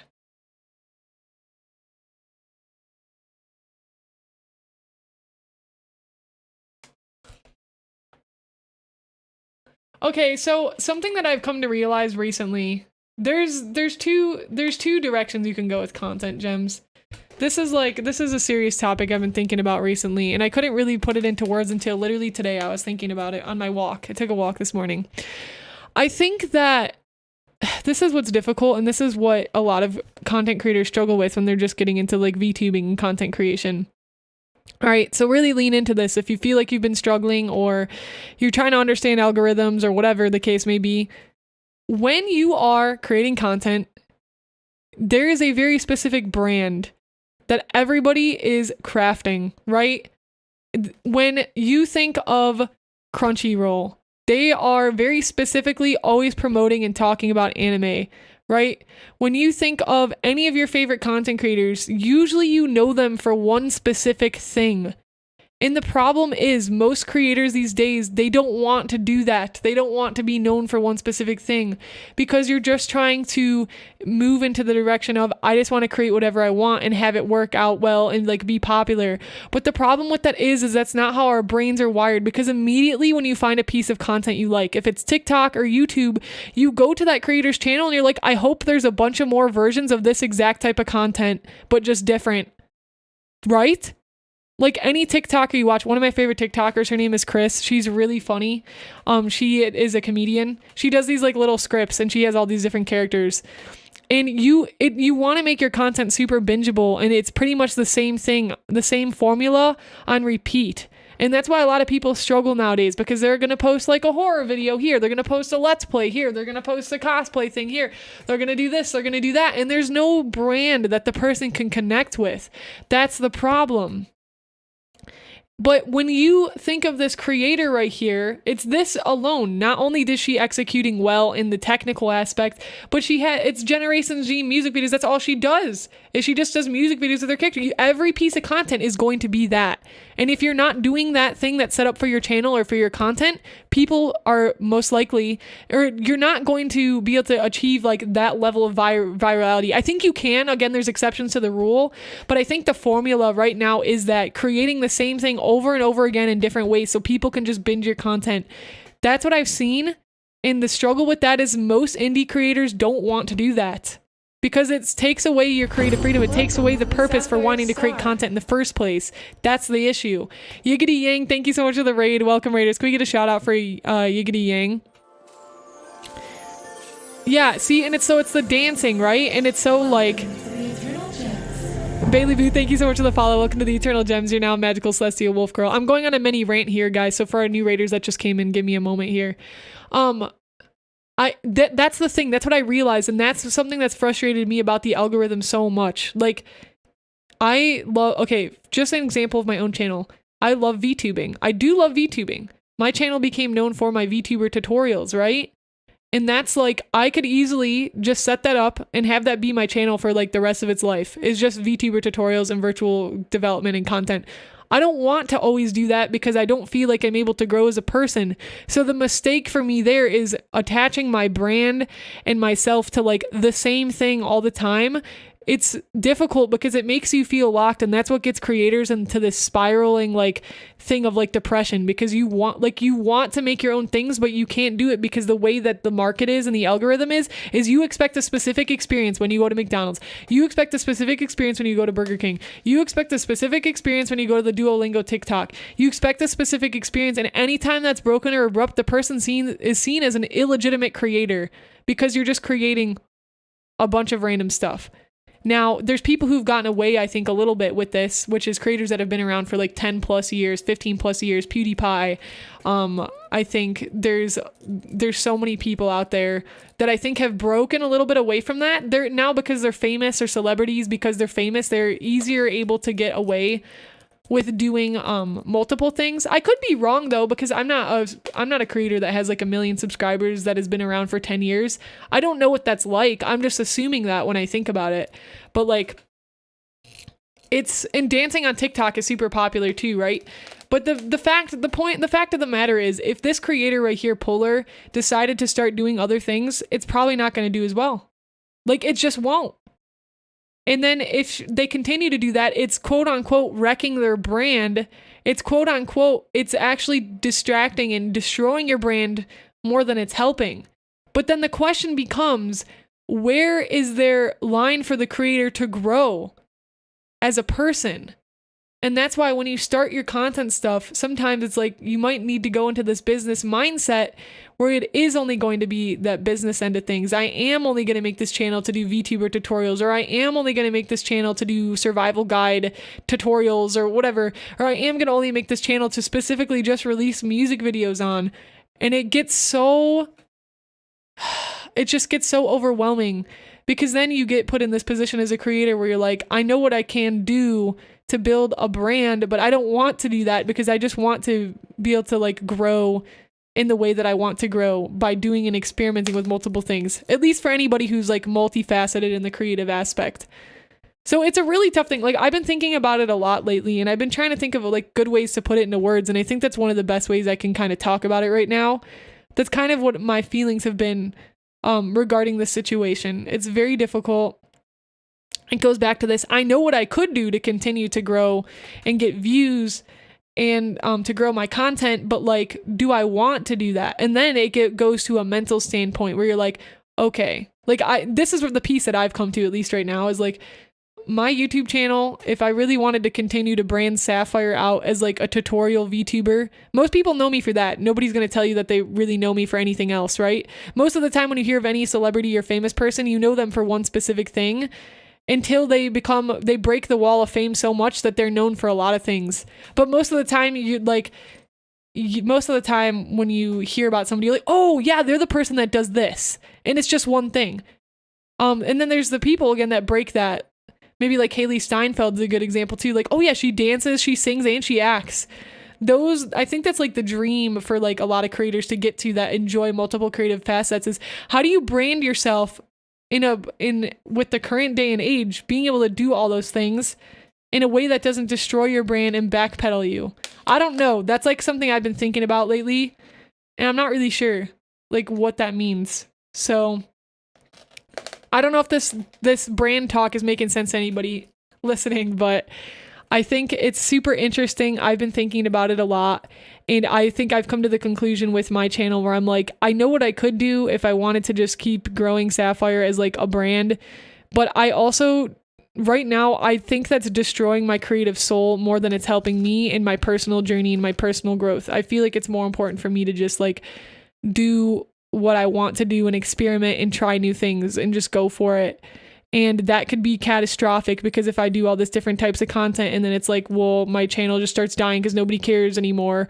Like, okay. And that's like the biggest fear, I think, all the time, is like that just starts happening. But I don't know. I don't know. And it's difficult, because then every time you go to make a video, you're like, well, do I want to make it because I know it's going to do well, or do I want to make this for me to grow as a creator? And I think there's like a balance and a mix between all those things, but I also don't think creators should feel locked and having to do a very specific thing to grow their brand. It's really frustrating. It's extremely frustrating, and I just wish that it wasn't that way. I don't know. I'm going to continue to explore this route and this journey because I'm curious to find it out, and I'll share that information with you guys when I learn more about it. I think it's interesting. But yeah, thanks for coming to my TED Talk. Fia's in the same boat, has over 1 million views on VRoid tutorial, and has moved away past as focusing on VR culture and tech. And she's still known by most by that one vid, which is weird to me. I think people who get more in touch with the creator, they feel very differently. Like a lot of you guys that are here probably feel very differently about me than, oh, Syafire is just the girl that makes like VTuber tutorials. You probably feel very differently because you're more intertwined with me and talk to me now like on a daily basis. It's a lot. But I understand. And I've had some conversations with Fia. I had her on the podcast, and we talked every once in a while.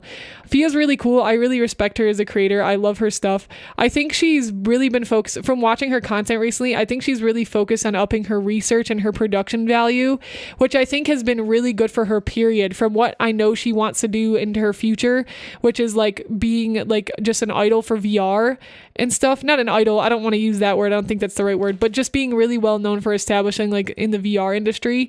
I think she's on the right path. I think she's doing exactly what she needs to do, which is like highly produced videos she puts a lot of time and thought into. And I think it used to be less of that, but if you watch her last like 5 or 6 videos, I would even say, you can just tell the amount of like triple times the effort she's been putting into her videos and into her work.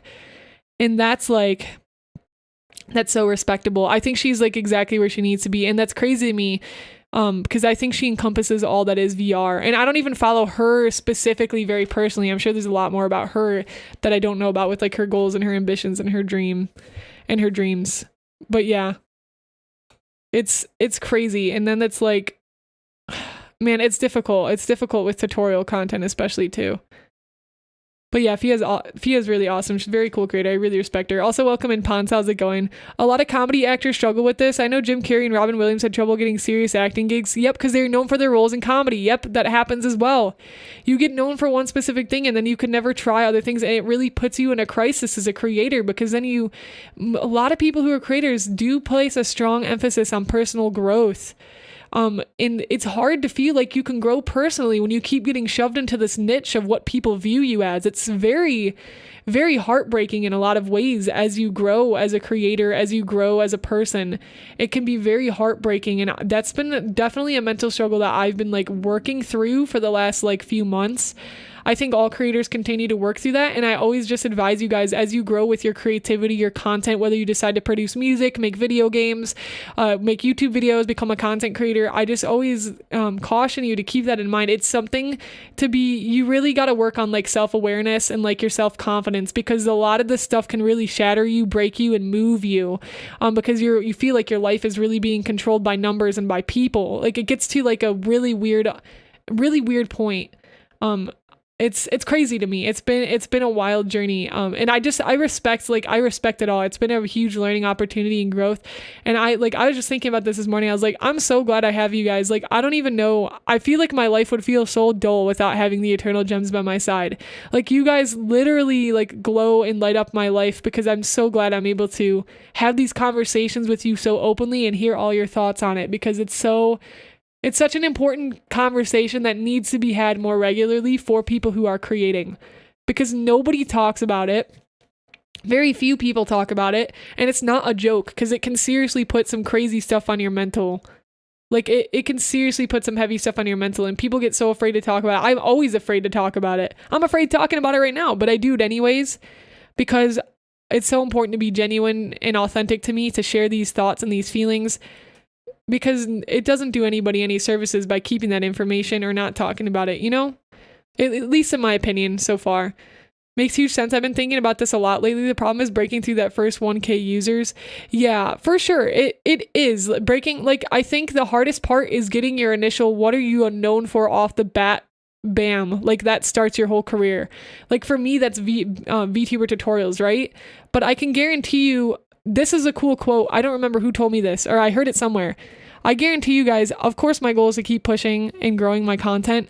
If I ever hit 1 million subscribers, which would be hype. If I don't, it'd be hype. But I guarantee you I will not be known as the VTuber tutorial person when I hit 1 million subscribers. I'll probably be known for something else. You will not be known for the same thing that you're doing now or today that you will be known when you become more quote unquote successful, more well-known, more whatever term you want to use. You probably won't be known for the same thing. And there's like these different stages of growth as a creator. It's super interesting. And I always thought that was like wild. I was like, that's so true. Because like 80% of those people will come from something else that blows up that you don't even know exists yet, that you haven't even made.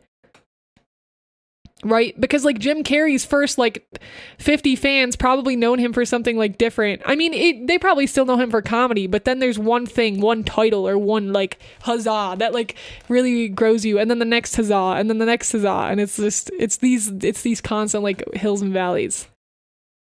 𝐒𝐞𝐑 says, not sure how creators can do this once they've established their niche, but perhaps somehow change the brand from the content they do to the person they are. Yeah, that's the topic we talk about, 𝐒𝐞𝐑. You bring up such a good point. Like, the personality and character of the brand is the brand, not what they do per se. Yeah, I completely agree with you, 𝐒𝐞𝐑. You brought up a great point. Also, welcome in. I hope you're doing well. I agree with that. And I've been wondering and kind of looking into that too, is like, how do you shift it to the person and not the thing that they're doing? And my current answer for that right now, my current answer is, how do you get the brand of the person to be known, is consistency and playing the long game. Being the content creator that sticks around for 10 years, that's always evolving, growing, changing, doing new things. So you'll see a lot of backpedal and backlash and things that don't do well in your early career, where you'll be like, oh man, you'll be like, oh man, I'm doing this thing and it's like my views are really tanking right now, but like I'm only 1 year into creating, or 2 years into really like making my music or making my video game or being you're only 1 year in. But I think it's the people like PewDiePie or Markiplier or like all those people who eventually get known for their personality. Apart from virality, I think people like, man, and it's interesting because people like Corpse Husband, like, well, he's just known for his voice, so he can literally do anything because his voice, as long as he's talking and people are there, right? And that's like a super interesting thing to look at too. So like, I don't know, it's very interesting. I always think it's interesting to think about this stuff. It can go off like in a crazy spiral, but switching into your personality, I genuinely believe, is in the long game, is being a constant innovator, a constant influencer, consistency, showing up, trying new things, and innovating the space. And to do that for like 10 years plus is really how you'll go down and like create a legacy and be known for, I don't know, whatever your legacy ends up being. That's my viewpoint right now. I don't know, because I'm still very like brand new to like putting YouTube videos out there in this phase of like creating. But I'm very interested to see how it continues to develop. just from a point of view. And even if it doesn't, even if I feel like I fall off the face of the earth as a creator, which I don't think will happen, but if it did, there's other things I'd love to like move that experience into, is like writing a book about it, because everybody's story matters and somebody will find it at some point. And even if you can affect one person's life or change their perspective or give them one piece of information for them to be able to go on and do the thing that you couldn't do, that's pretty epic. That is pretty epic, right? Think about all the people that motivate you and influence you, how their words have pushed you to get where you are today. And without that creator, you wouldn't have been able to get to like that point, because they just said something that hit you the right way, that made you think about something differently, or like, I don't know, you read a book of theirs, or you read like something of theirs that you were like, wow, this just really pushed me. And I think that in and of itself at the end of the day is like a huge impact, even if you're a creator who wants your game to be like get millions of views, or wants your music to like really blow up and be super well known and become a well-known musician. I think at the end of the day, as long as you continue to like remain humble and like find the gratitude and the gratefulness like for those small things, that you never truly lose. And that's a mindset thing. That's a mindset like that you have to really train over a long period of time. And I still struggle with it. I'm very young, and like all of this is like really new to me, and I struggle with it for sure. Like trying to consistently be like humble and like find a way to grow my creations while supporting others along the way. And it's scary. You can really get lost in it. So it's been a very interesting journey. And I love talking about it, because it's just, like I said, it's really changed my life. Like creating YouTube videos and live streaming, it's really completely changed the way I view the world. And it's been a weird spot to be in. But I'm very grateful for it in a lot of ways as well. But yeah, it's crazy. Talking about serious topic also. Well, anyways, thanks for coming to my TED Talk. Always, yes. And I still go. I'll say thanks for coming to my TED Talk, and then I'll start a second TED Talk. And thank you, Dark, for the kind words. I appreciate that. But yeah, Yiggity, you brought up a really great point. I liked that. Thoughts on Duolingo's TikTok account? I was talking about this with somebody else that I know. It was really cool. We were talking about Duolingo. I think it's so frustrating that they do like literally the simplest things, but all they have is like this mascot that's doing it. It's genius branding, but it's annoying branding, because you're like, I can't believe that they're doing this simple thing that literally just works for them. And it's so annoying, because you put like all this time, you have creators out here that are like selling their soul over to like the devil. You're like, bro, I'm gonna sell my soul and work on this YouTube video for like the next 5 weeks, and then like post it, and then it's gonna get like 3 views, and then like, it's just so funny, bro. I can't. Branding and marketing just drives me up a wall. It drives me insane. It's hilarious. I think it's funny, but like I said, as long as you establish like beliefs and values for yourself that help you as a person and as a creator, I think that's the most important part, and where to go from there. But yeah, Fia's videos are interesting and are cool. They really are. They're really cool. It's like that one woman actor that lost weight and could no longer be cast as the funny fat girl, and moves to everyone blasted for her for it.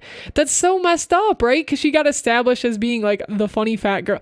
That's crazy to me, but I hear it. I could totally see that happening because of the way people view marketing and branding and personalities and like materialize things. Before being a niche yet, being told to go into a niche when nothing has ever even started feeling depressing sometimes. It does, yeah, I'm sure it does. I've never experienced that to the fullest extent, the niche thing. So I can empathize with you, Gems, for those of you who are trying to find your niche as a creator. I can empathize with you, but I can't, because for me, I've always just created like passionately like art, but when I made my VTuber tutorial, I was not expecting to go into the VTuber niche, because for me it was very new. And VTubing was hardly a thing when I did that. Hey, it's Ash. Thank you so much for the raid. Welcome to the Sapphire Star Raiders. Can we get a shout out for Ash? Thank you, Dino. Yeah, so like for me, when my VTuber tutorial video grew, I was not going into it like I'm gonna be a VTuber and start my VTuber niche. Like that's not, literally, I did not do that. I was just experimenting, and I was like, oh, this is cool. I'm going to share this with other people. And then all of a sudden that became like my niche was handed to me on like a silver platter all of a sudden. And that comes with its own set of struggles versus the people who are like, I don't know what my niche is. What am I supposed to create? So I think that's super interesting. It's just developed differently for me, and everybody's journey is different. But that's why I always express to experiment when you're early on, because you want to find, because that's what I was doing. That's what happened for me. That's how I ended up growing, is like I was just trying things that I loved and I thought was cool. And that's how it happened. So because when you try really hard to like constantly like be finding that, I think it will create a lot of like depression for you, or it will create a lot of like hardship. So that's why you need to move towards things that you're passionate about anyways. Like my goal was always, I'm just moving towards wanting to work in the game dev industry and working on being creative and doing art, because that's what I love doing. And all of a sudden something happened with that. So it's really, in my opinion, I've never experienced through going straight into something, hoping to monetize it and just make it work for me. I've never really had that viewpoint. It was more about being passionate. And then after the niche came and after like I started growing is when I started being like, oh my gosh, marketing is a thing. Like I better learn more about this because this is actually really helpful to grow as a creator. So it kind of happened in a weird reverse way for me. So it's interesting to me because I'm not quite sure what it feels like from that fresh perspective of like, I'm just trying to find my niche. I just encourage you to do something you're going to be excited about anyways, and that's going to grow you as a person regardless of whether it does good or not views-wise. How can you grow your skills? How can you grow as a person through the thing you're doing anyways, and hook your mindset onto that so that you don't get attached to the numbers and you don't get attached to the growth? Because if you get attached to the numbers and you get attached to the growth, that's really when you actually start, I think, making worse content at times, or you just start falling down this huge rabbit hole of just it's rough. It's real rough. Thank you, Lion Ticey. Oh my gosh, Lion, how are you doing? It's so good to see you. Welcome in. Hello. Sorry, guys, I go on my rants and then I miss like 90% of chat. I'll scroll up and look to see what you guys have been saying. But yeah, because the Gigant triggered me on the niche thing, not in a negative way, triggered me in like you hit the passion button on the niche thing. Yeah, we pay back what you give us. Oh, thank you, Chris. I super appreciate it. Oh, you're making me blush. Oh, Wither. Oh, so sweet. To my last comment, I think she was in Pitch Perfect. Yeah, I know exactly what you're talking about. Dude, good. Let her develop. She's developing as a person. Honestly, she's probably going to get roles that she cares more about now because she cares about her health. She looks great. I don't remember the actress's name, but I know exactly who you're talking about.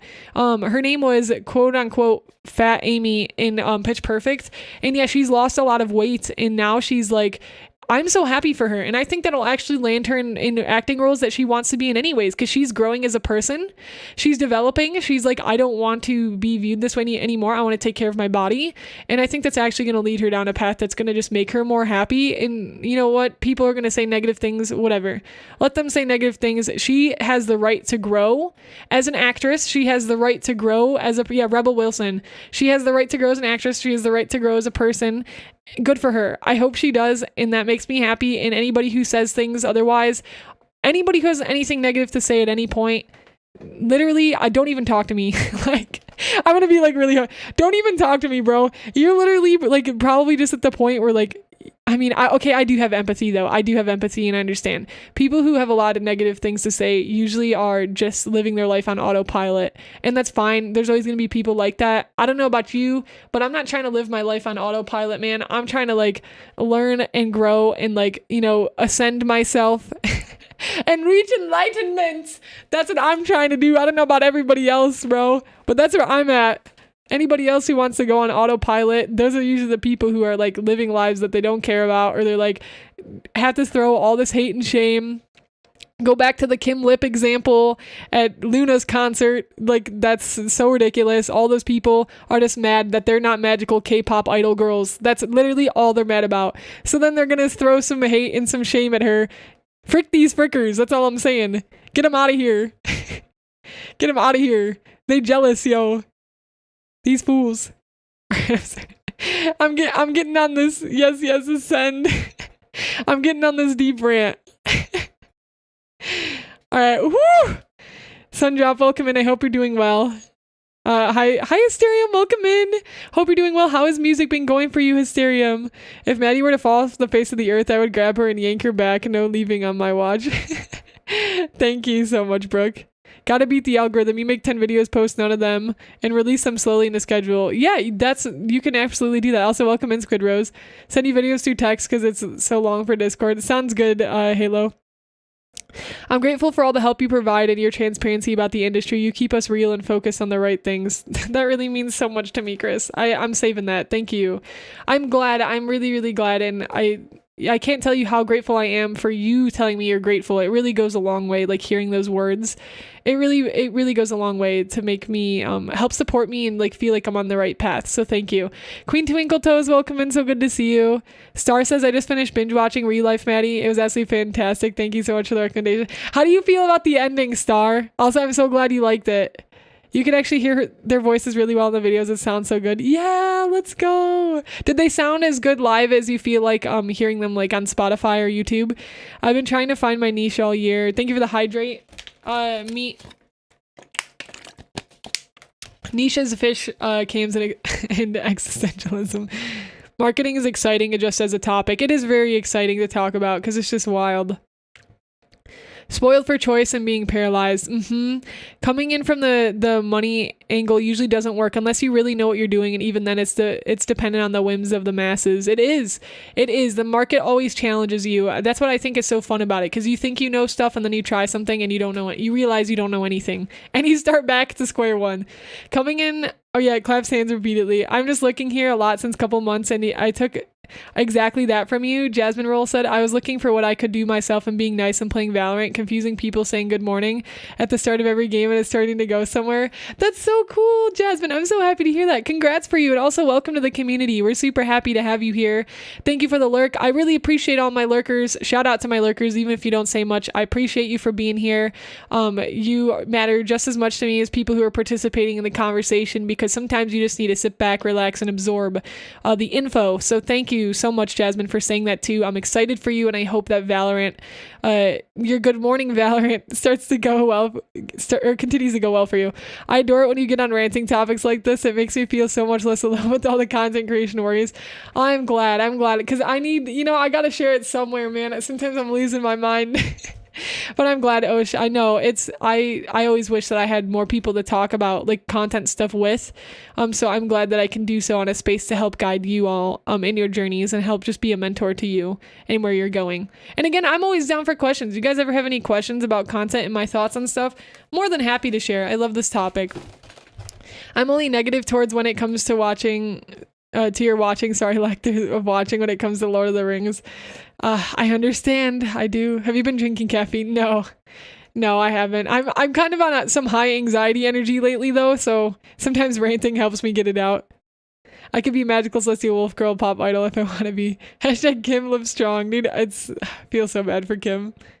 They sound better live. That's amazing. I love, that was how I felt about Ice 9 Kills. I saw them live and I was like, dude, they're better live.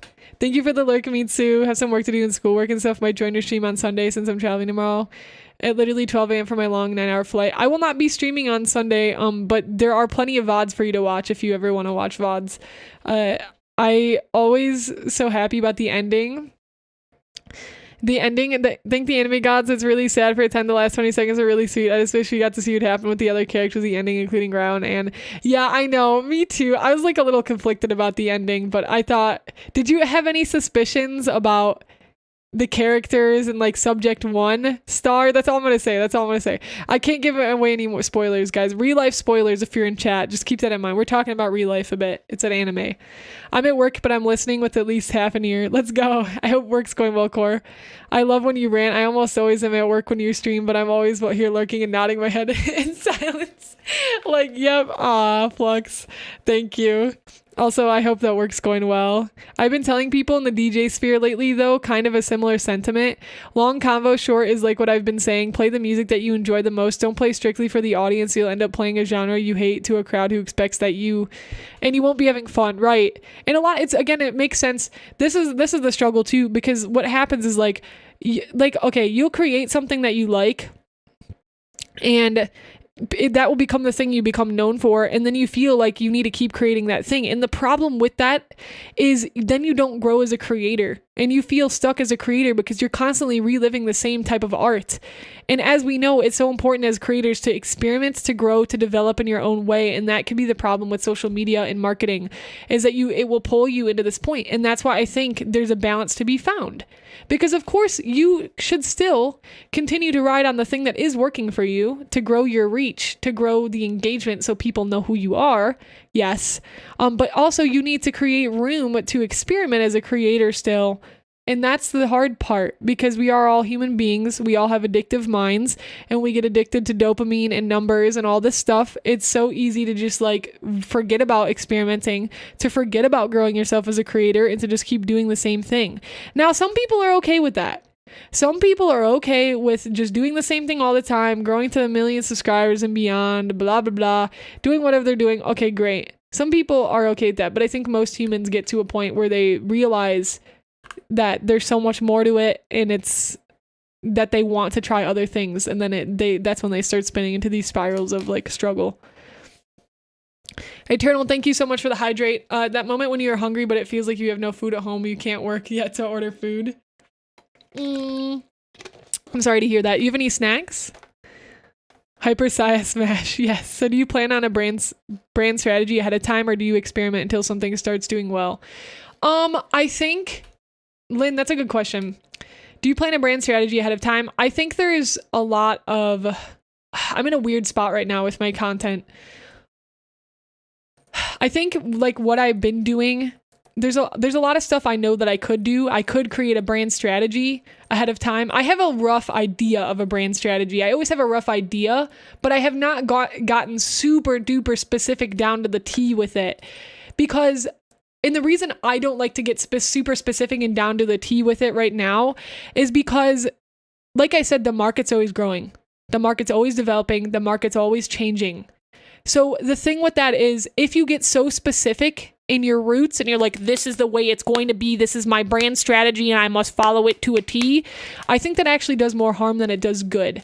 I think it might like work out really well. But if something changes along the way, while you're like executing your brand strategy, you can have a brand strategy, but you want to build flexibility into your strategy. It should be a part of your strategy to have flexibility, to be willing to experiment, to budge, to move. That's the problem with like bigger companies and like bigger stuff, is like, I think they get so like stuck in these routes or these routes, and then they don't. And that's like how people start falling off or falling behind or become irrelevant, is because they're not willing to experiment, right? Or it might be a big company where they have so much money to pour into it that it doesn't matter, and they'll eventually trip upon something that works anyways, if that makes sense. But for me, I think a mix of light brand strategy, a bit of flexibility. I would like to go super hard with a brand strategy, but I just always feel like I don't have the time to do that right now. I think there's some fear in, I think I want to keep consistently creating things that I feel like I know will work. But I also feel that I want to sit down and really have a strong, solid brand strategy. I have this conflict between, you just need to go and do the thing and just try and not think about it for too long, because if you think about it for too long, you'll never execute it. And I think that that's something that I've struggled with a lot lately. So for me right now, my strategy is just keep moving your feet regardless. And it is that simple for me right now. Just keep posting stuff. Just keep working on stuff. And Grudge, thank you so much for the 100 biddies and support. I appreciate you. Let me read what you said. He said, I've been looking for a stream about content strategy. I know focusing too much on money disrupts a streamer's flow. What are some good money strategies you've seen? Art shops seem to do okay when combined with community engagement events. Yeah, so it depends on what your brand... Sorry guys, I was moving my tablet stand and putting my tablet up because we're getting into the serious talk topics. Yeah, that's a good question. So Grudge, before I dive into that, I can talk about it generally. Let me finish some of my earlier thoughts on Lynn's question. But tell me a little bit more about your background and like what you do as a creator. And I might be able to give you some more insight specific to you, but I'll talk about it in general anyways when I'm done answering Lynn's question. So yeah, I guess, Lynn, I feel really trapped into this weird spot right now where I'm like, I could get super specific with a brand strategy, but I don't, because I just feel like I need to keep moving my feet at the moment, because if I think about things for too long, I attach too much of my self-worth to it, and it's just goes down this dark rabbit hole. And that's just where I'm at mentally. I think if I was a machine, I would just be doing whatever, but you need to remember you're a human being. And sometimes even if you have strategy, it's going to be different for every individual person depending on your mental fortitude and like what you're able to handle. And I know that if I get too specific with a strategy with my own content, then I'm going to ruin it for myself, and I'm going to hate myself, and I'm going to hate my work. And that's just where I'm at from an emotional maturity standpoint, is like, I can't do that because I think it will mess me up too much mentally. I have like a lot of personal growth and stuff to work on right now regarding to mindset that makes it feel like I I can't really go with a super strict brand strategy at the moment because it's going to, I have too much of an unhealthy like attachment to numbers and self-worth. So that's something I'm personally working on right now, is building my own self-confidence and my own self-worth that's outside of content creation and my art and my creativity, so that I can do that more freely. Does that make sense what I'm saying? I know that's like a lot to unpack. But there's a medium, and that's why I was talking about earlier how it's so frustrating, because you put yourself in this machine mode. Like if you're polar, you're like, oh, I have to pump out all these videos constantly about dancing, and like I don't want to put myself in that machine mode right now because I'm not able to do that physically and mentally. It will not be healthy for me.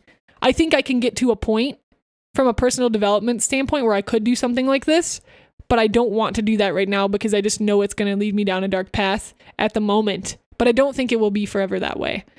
So right now for me, it's a mix of, I know that this type of video will work and probably generate more views than another video, but I'm also not stopping myself from experimenting and throwing out videos that have not a lot to do with my content or are a little bit different. So I have a mix right now because of my mental state. But if I weren't held back by my emotions and where I'm currently at personally, I think that would be the best, because then I feel like I would be able to experiment a lot more, or have a very specific brand strategy without it hurting like my ego too much, right? So that's kind of like how I feel about it right now. Yeah, I think that's like the most articulate I've ever been able to put those feelings into words. So thank you for asking that question, Lynn, because it actually helped me really like unravel more about my own thought process with things. So thank you so much for saying that or asking that question, because it really helped me unravel like more about my own process without even knowing fully about it. So thank you. Welcome in, Eternal. How are you doing? Welcome. But yeah, I felt like there was one more thing that I wanted to say on that topic. Hold on, let me think.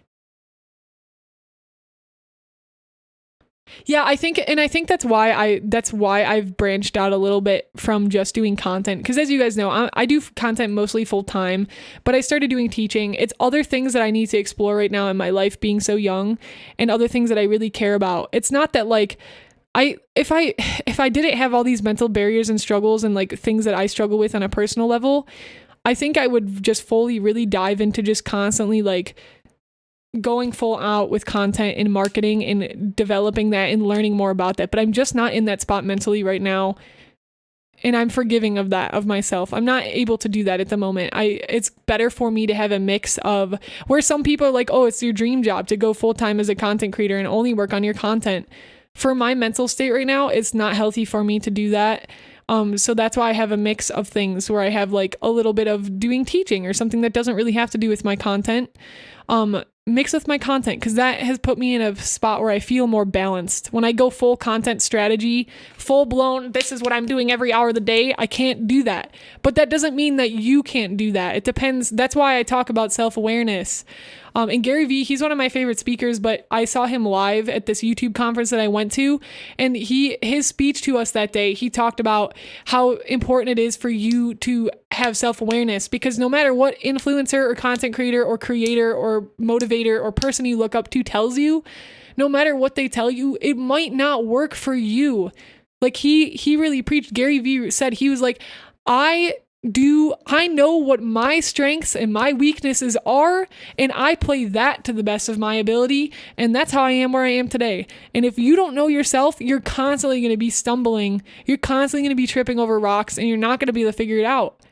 You have to work on that self-awareness so you know where to put yourself. Because again, at the end of the day, if you hit 1 million subscribers, or you have 1 million views on a TikTok video, or you have you were working on a video game that is doing really well and is blowing up on Steam, it doesn't matter if any of that happens, because if you're not prepared and you don't have the self-awareness to understand where you're at, where your heart is at, where your mind and your soul is at, all of that doesn't matter at all.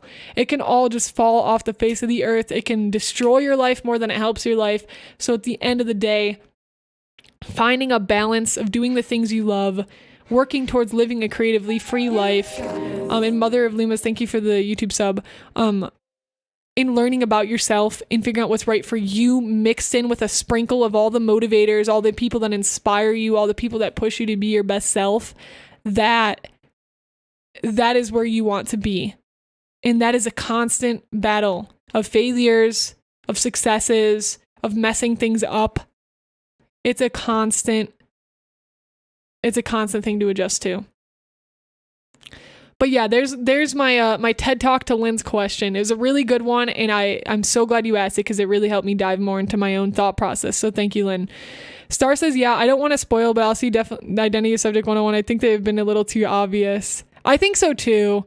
I wasn't 100% sure, but I ended up being, it was the top of my list of suspects. Me too. I agree with you, Star.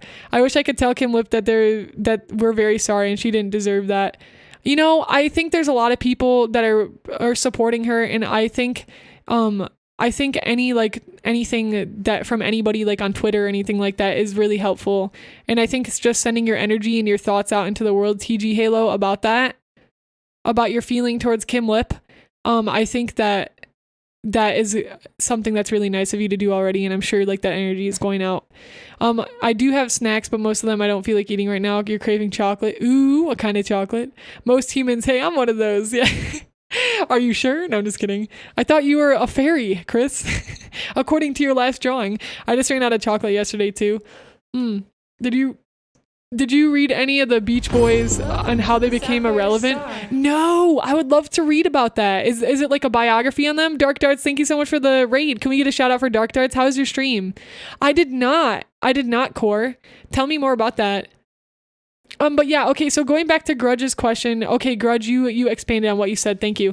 Grudge says, I haven't decided what I want my brand strategy to be yet. I am mostly just interested in blueprinting hypothetical brand strategies and analyzing the kinds of strats people are trying or could try. And then I wonder how their business strategy would tie into their brand strategy as the back end to their front end. For example, a gamer's brand strategy often resolves to selling merchandise. The back-end business strategy, I wonder how they would work both sides of the coin. So I think the best thing you can ask yourself, Grudge VT, with that in mind, is what is your end goal? What do you like? Where are you trying to go? And just have a general idea of what that is right now, because that can change. Because again, the future always oftentimes unfolds in ways we never expect it to. Right, Gems? How many times have you expected something to go one way or another and it goes completely different than what you ever expected? I knew I wanted to like start making YouTube videos. I legitimately, like, my goal is to go into the gaming industry. I still want to do that. Still a dream of mine to work in the gaming industry at some studios. But VTubing didn't even exist like 3 years ago, and now my whole career is around VTubing. Like, what? Like, how do you prepare for that? So my point is, have a goal, have something that you're aiming towards, and start building your strategies around that, Grudge, because your brand strategy is always going to develop year to year as you change as a brand, as you grow as a person, right?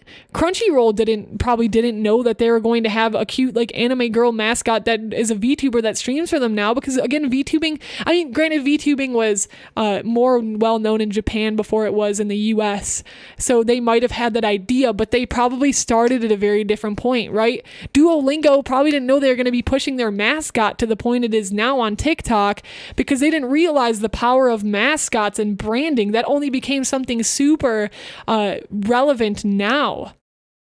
So you want to have a general idea of where do I want to go. That's what it started for me. I was like, I want to work in the games industry. What do I need to do right now? I just need to work on getting my art skills better and studying the fundamentals of art. That is where my goal started for me to become a VTuber today. I couldn't have told you that was going to happen because it didn't even exist yet. But my strategy was always developing and changing as I've grown as a person. Is, okay, I know that I really love art and I love creativity, and that's something I'm passionate about. So I guess I'm going to keep doing my best to put myself in the right places. I'm going to do art classes. I'm going to go to art school if I can. I'm going to connect with people. I'm always going to have a good work ethic. Stacked on top of that, always having a good work ethic, managing relationships, connecting with people. You should be doing that in every stage of your life, especially in your career. So that's something you really want to focus on, is what is your end goal, Grudge? Ask yourself that, and then start reverse engineering that backwards. If your goal is, I want to be I'll use mine for an example, is like, okay, now I'm on this VTubing route and I've become a VTuber and I love working on art, and I'm interested in working in the games industry, but I want to keep growing my brand as Syafire. I want to keep growing as a creator, both technically and as an inspiration to people to help continue educating them. What can I do to support that? Oh, I can make online courses about character creation. That's something I'm working on right now. I have a course that I'm working on that's called How to Design Characters for Beginners, right? So I didn't know I was going to be doing that 3 years ago because it didn't develop itself into my strategy, because I was only focused on, okay, I want to work at a game studio. Riot Games is where I want to go. That's what I want to work for. So I'm just going to keep working on my art skills and developing my portfolio. And then all of a sudden, I went to college, and then college gave me these new ideas of like, I love graphic design, taught me a lot. My first year of school, majored in graphic design, taught me a lot. But then I did a game jam. And I'm like, wow, I love making video games. I want to continue working on game development. Then I switched in your whole life path. I think the important thing is, again, that self-awareness, choosing things you care about and developing strategies and long-term goals, but also never lose sight of the present moment, because you don't want to focus so much on the future that you lose sight of where you're at now. So do what you do passionately, do what you do with love, with fear, and be bold, be brave, be you.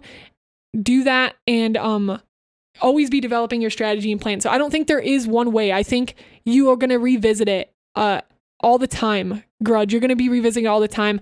I have a physical piece of paper, like I have a physical business plan that talks about what I love doing, what I love doing and how I can make money off of that. Grudge VT, thank you so much for 100 biddies. I appreciate you so much. I have a business plan written out physically. I could show it to you guys maybe someday on stream. Maybe I'll have it in like a book that I write. I don't know. I'll post it somewhere at some point in my life. But Wild River, thank you so much for the follow. Welcome to the Eternal Gems. You're now a magical celestial wolf girl, and I hope you enjoy your stay on the Sapphire Star. But I revisit my business strategy every year. Once a year, I sit down and I'm like, okay, what is my new strategy? What has changed? What has entered my life that I could not predict, that I could not have known, that has now changed my strategy for life? That is constantly evolving and changing. So you have a general idea, you have a general goal, but you're ready and you're prepared to change that to what it needs to be as these new things enter your life. And a good example I have of that is like my Trello board. Let me pull it up. Hold on. A good example I have of that is my Trello board, where I keep track of all my projects and the things that I've wanted to do. Okay. I use Trello. I'm obsessed with Trello. You guys know this. So these are my projects for 2022. I was going to work on a visual novel. Lots of this stuff hasn't happened because other things have entered my life, but I still had direction. I've started learning a little bit about visual novel stuff. Complete 3 mini courses. I'm working on a character design course right now. My Live 2D Saya, I've made good progress on, not done. 3D work, still haven't really gotten to it. That's fine. These are my goals, these are my directions, these are my visions. But then I made a list of, these are things that delayed my goals, but they're still really amazing, and they've changed the trajectory of my life. I did a charity stream. I did a game jam. I met really cool people at the game jam that I work on games with now. I took an extra art class that taught me a lot. I've done commission work. I've done more game jams, right? And these are all things that have started to enter my life. My teaching, I need to add in here too, is teaching. I ended up being a digital art teacher. That's grown me tremendously as a person, and that's like developed and changed my strategy, right? So this is important things to keep in mind. You always have a trajectory, you always have a strategy, you always have a plan, but you revisit it once a year. You revisit it when you need to, when things have majorly changed in your life, so that you can constantly be mindful of your present self, as well as having goals and ambitions that drive you forward. That's the key. So let me say that again. You always have goals and directions and things, a general idea of where you want to go in life. However, always be mindful of your present self, your present moment. Be willing to be flexible and adjust yourself to whatever you need at the time, and start changing where you're going based off of that. But never be too lost or caught into the future, because something can happen today that changes the rest of your life. So it's such a difficult balance. It's such a difficult balance to achieve. So you guys got this. I believe in you. And let me catch up again. More TED Talk. I don't know where this energy is coming from today, guys. I think it's because I'm trying to get in interview mode for that interview I'm doing later today at 3:00. I think I'm prepping myself. Because I'm going to be getting asked questions like this. So I'm just prepping myself. My dad is a rock. He's my psychologist and does music to balance. He told me that when he was younger, my age, he struggled with learning how to fall in love with the journey and the process. Yeah, Lily, that's such a good point. It's so difficult to fall in love like with the journey and the process in this day and age specifically. And that's because of the way dopamine like is like in our brain from social media, because you get obsessed with like the end result and because we're all used to seeing the end result and the final thing and the likes and the follows and the blah blah blah blah blah. So that's something I'm working on very closely right now, is how do I like fall in love with the journey and the process of art rather than the final outcome and what the thing looks like when it's done. So that's something very normal to struggle with at I should say our age. I'm assuming you're around my age too, Lily. How about platform specific content, like doing different kinds of content on YouTube, Twitch, and TikTok? So yeah, strategy for that. That is, I think the best way you can go about that is if you're known for one thing, okay, if I'm known for VTuber tutorials, then I'm sure you've heard of this before, Lynn, macro micro content. It's a whole concept.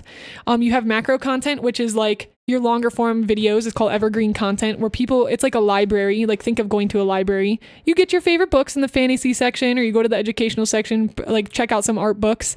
That's your evergreen content. That's going to be like YouTube videos, like 10-minute long, 20-minute, like your vlogs you do, Lynn.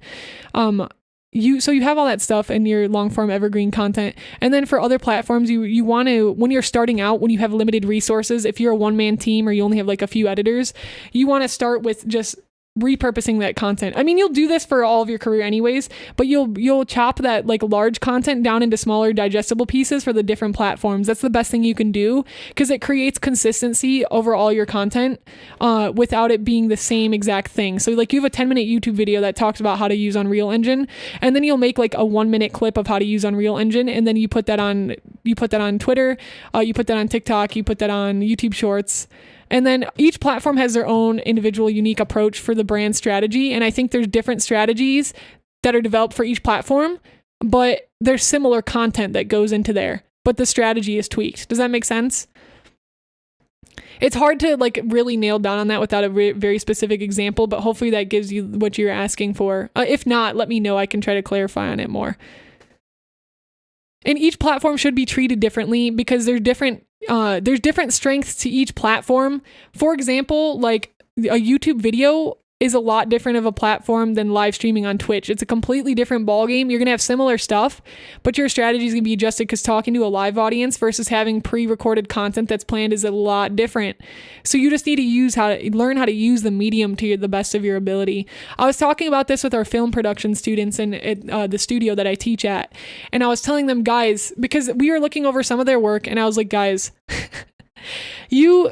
they did some great work, but I was telling them, guys, you have to make sure you're using like B-roll and additional stuff. I was giving them all these examples of how they can make their work better. And I was saying, you need to realize you are using one of the most powerful mediums in the world, which is film. Film gives you so much ability to do things that like images don't, right? Film, oh my gosh, film is one of the coolest mediums. Same for video games and game development. It's one of the best mediums of art because you can put like so many different things into it. An image is a static image. You can't stack. You can only stack so many things on top of it before it becomes too noisy. But film has layers and layers of stuff. You have music, you have voice acting, you have B-roll that can be playing. And for anybody who's unfamiliar with B-roll, it's like the footage that plays while something else is going on while you're talking about something else. And that you need to be using your medium to the best of advantage. So the reason I bring up that story and that is example is because I want you to take that information and I want you to apply that information to like social media. Is when you're looking at each social media, really sit down and ask yourself, why is this medium specifically so important and how can I use that to my advantage? TikTok. Why is TikTok so important? Because you have the chance to get in front of people with a 15-second clip compared to asking and demanding somebody for 10 minutes of their time on YouTube, unless you're doing a YouTube short. That's the difference between YouTube and TikTok. That is TikTok's strength, is you have that chance amongst many other things. It's a mobile device. There's a billion and one things that make that it's strong in its own way. Same thing for YouTube. YouTube gives you the power for somebody to really sit down and delve into it like it's a library book. Same for courses. If you develop a course, if you're developing a course, you can have a half an hour long videos and expect more attention because somebody bought and purchased your course compared to a YouTube video. Because a YouTube video is quicker, free content. But then once you get somebody into the point where they're buying like an online course, then they have a different mindset altogether.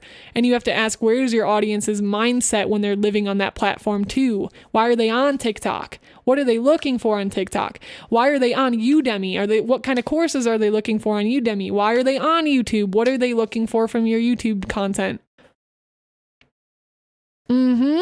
Exactly. And each platform has that, Lynn. They have their own language and idioms that don't translate anywhere else. Yep. And each platform has that. So I think learning that on each platform and then trying to master that through experimentation and seeing what has already worked. Success leaves clues, make part twos. That's one of my favorite quotes from Think Media / Sean Cannell. That's the thing to do for sure. Thank you, Lily. I really appreciate the kind words. Check out Rob Prayada on LinkedIn for early Crunchyroll insights. I'll take a note of that down. I don't know if I should pull my LinkedIn directly up on stream. I don't know. Just because I have hesitations about it. I mean, I trust what you're saying, Gilda. I'm saying on my own account. I'm going to write it down on a notepad so I have it here to remember to check them out. And Brandon, because I definitely will. That's very helpful, Guild. Thank you. The first time I was introduced to VTubing is through 𝐒𝐮𝐩𝐴I's channel. Oh, sweet. Yeah. Some really interesting insights. There's they have a whole page on the history of Crunchyroll branding too, which is super cool. Talon said, same here, Sai. I thought that I was going to be a game developer, but I want to become a horror 𝐿𝐴𝐾𝐑, which is blue feathered wings VTuber instead. Yeah, there's always different things and different routes that you get pulled in life. Hi, Earthbound. Dark Snipe, how's it going? Welcome in.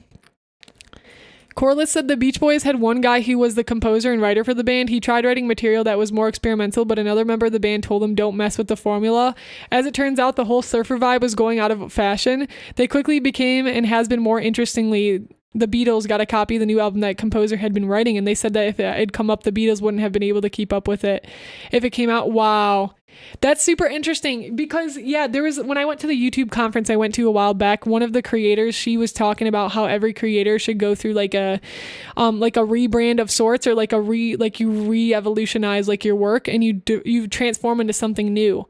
Now, the question is, how do we transform into something new without disrupting our old brand, or how do we ensure that transforming into that new thing is going to bring more people than we lose? Because when you transform a brand, you always have to keep in mind you're always going to lose people.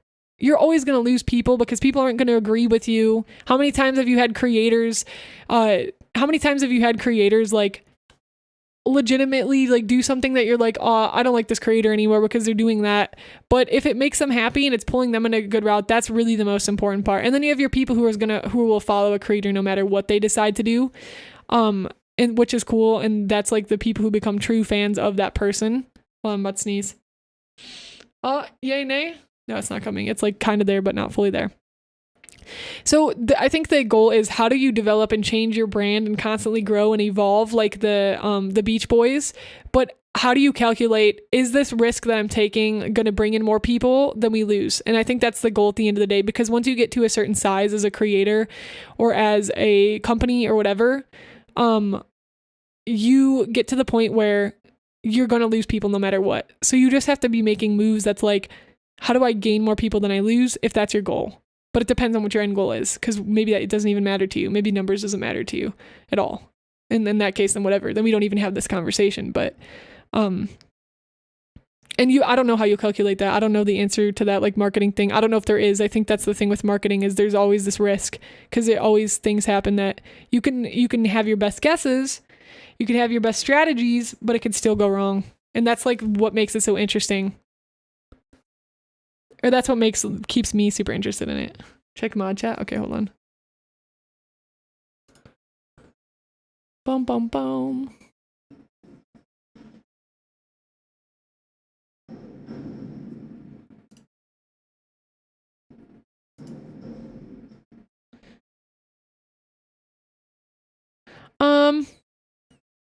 Yeah, that's fine. That's fine. Just let them know. Just message them. They'll understand. Just message them and let them know.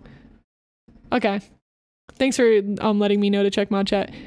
Yeah, just message them. They'll be understanding of it.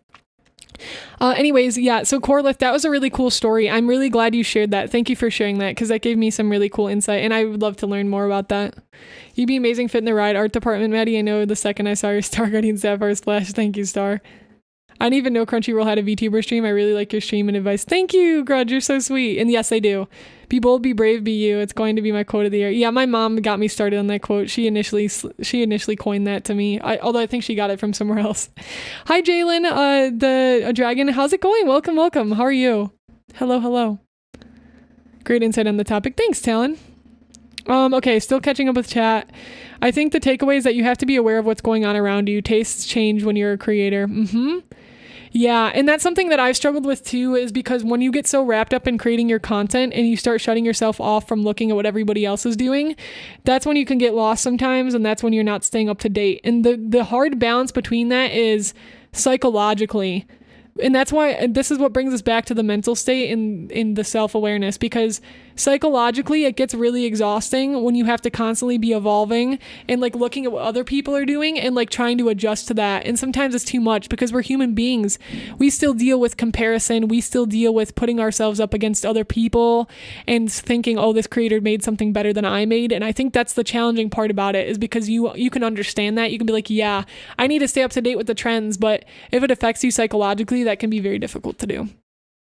Which goes back to those greater things that need to be accomplished then with self-awareness, meditating, disconnecting yourself from the environment, or not the environment, but or I guess that specific environment. Yeah.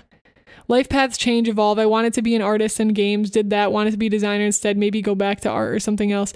Yeah, absolutely, Ponce. And I think something that I struggled with a lot, and I still do, but I've come to more peace with it, is I've talked about this a few times on stream before, but I would say there's a lot of times where I would be like, man, I don't know if I'm giving up on my dream or if I'm genuinely changing and growing as a person and I want to try something new. And that's really hard, especially the deeper you're involved with something, because the longer you've been a part of something, the harder it is for you to take those changes, those risks, because you ask yourself, am I just utilizing this as escapism, or is it something I truly and deeply actually want to be doing? And man, that's really hard. That's really difficult. So I hear you. I know what you mean there. That's you just reminded me of that, Ponce, with what you said, because I think the thing is though, is always doing something that will continue to make you feel grounded and make you feel safe. Because once more, we're human beings. You need to have some sense of feeling grounded. You need to have some sense of something that makes you feel safe. There are some people, again, who can live their life taking a risk every single day. I'm not at that point mentally. Maybe other people are, but I'm not able to do that currently. Maybe I will be able to one day. Maybe that's the goal. But currently, for me, it helps me to have a little bit of something that feels safe combined on something that I'm risking. And I think finding that balance is important, and something that's great to be able to find for people who have been doing something for a longer period of time, because that's really scary.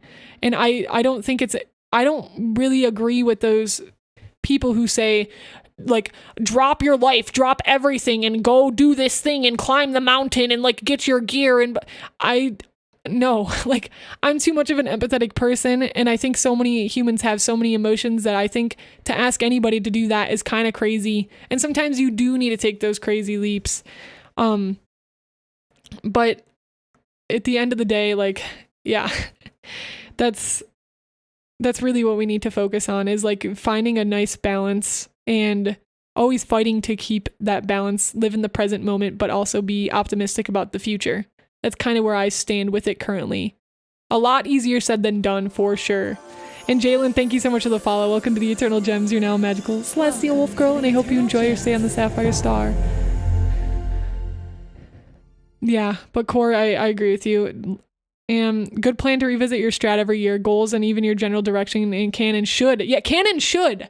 Rusty Robot, welcome in, and I totally agree with you. Can and should change throughout your life. Yep, completely agree. Completely agree. They should change as you're developing and growing as a person. Because the person you're going to be tomorrow, the person you are tomorrow is not going to have, my friend told me this is super helpful. I don't remember exactly how they said it, but it's the person you are tomorrow is not going to have the same daily habits and the same daily things that you do today.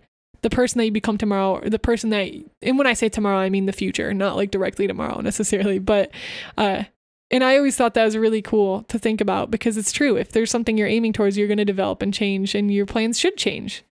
Agree with Rusty. I never liked Trello in college, but I love how you designed yours. Thank you, Star. Great insight on the topic. Thank you. Taking a break using social media. I'm focusing on editing my videos and making another community server. Right. And if that's what you need, that's fantastic. Teacher senpai level to increase the 2. Thank you, Lucky. The editing power. And I'm noticing that TikTok has sort of its own language and idioms that don't really translate anywhere else. Absolutely. Oh yeah, we read that. Hi Kiyomi, I hope you're doing well. No, you're not, Lynn. You're not. My favorite thing is talking about like deep concepts like this when I have the energy to, at least. And today I do. I'm fine. This is good for me. I needed a good old rant on everything. And it helped me process a lot more of things I'm going through right now with my own content and stuff. So don't be sorry. I appreciate you asking those questions and helping us do a deep dive. I'm not too hard on myself on Fridays. It's kind of my Friday rule. If I'm not getting a lot of work done, it doesn't matter to me. My only goal on Fridays is to take myself where the wind may take me. That is my Friday goals. If it's a Wednesday, it might have been a different story. But on Fridays, I allow myself to go wherever I feel I need. And the conversations we're having here today, right now, is what I needed. And hopefully a lot of you are getting value out of it as well. So thank you, Lynn. Oh, thank you so much, Kiyomi. I'm doing all right. Thank you.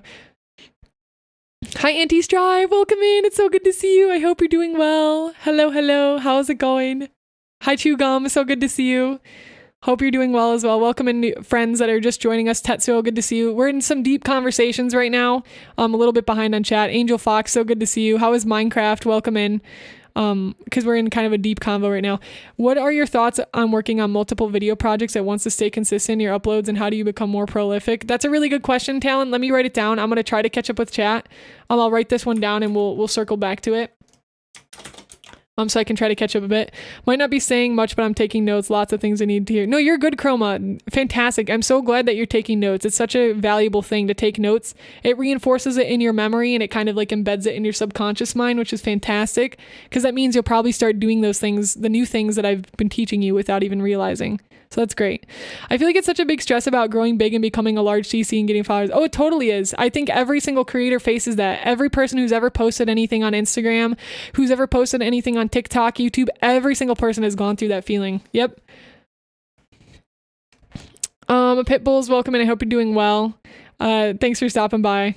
We're talking about branding, marketing, and content creators, and like how you're growing tech. That's what we're sort of talking about right now. And like finding the balance between like building your brand and being who you want to be as a creator. That's kind of like the topic. Yep, my 3D print is done. I made a little pen stand for the styles for the tablet. I ordered it. Doesn't come with one. Ooh, let's go. Oh, that's so cool though. Your 3D print. What print did you get? Yeah, maintaining relevance as a content creator while still loving what you create. And again, that balance is hard to find. The only person you need to be better than is who you were yesterday. Good advice, hard to follow. Completely agreed.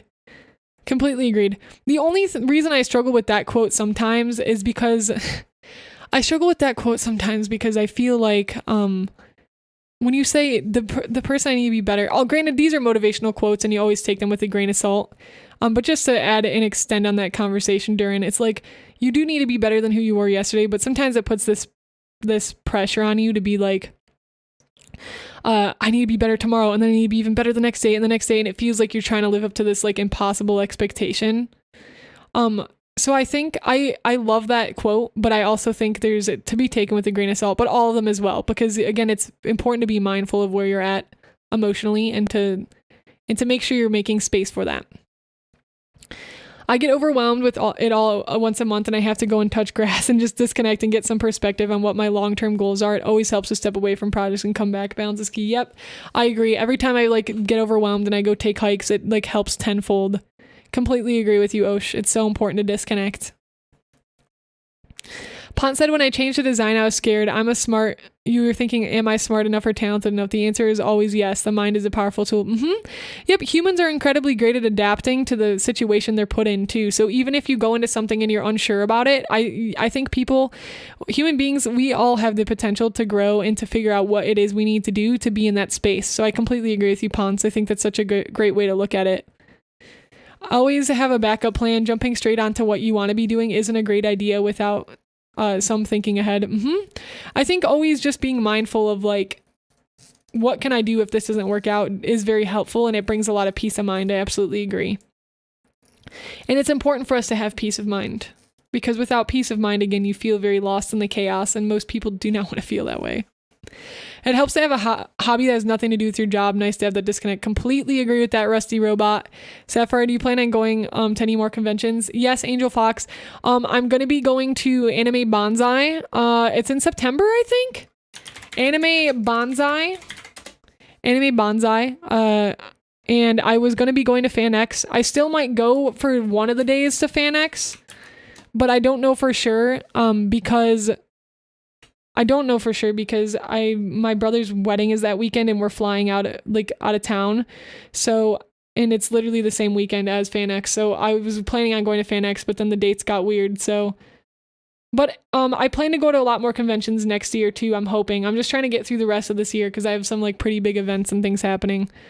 So yeah, I plan to go on more, but those are the last two. I'm kind of staying local for now just because I've done a lot of traveling already this year and I'm just trying to get used to it.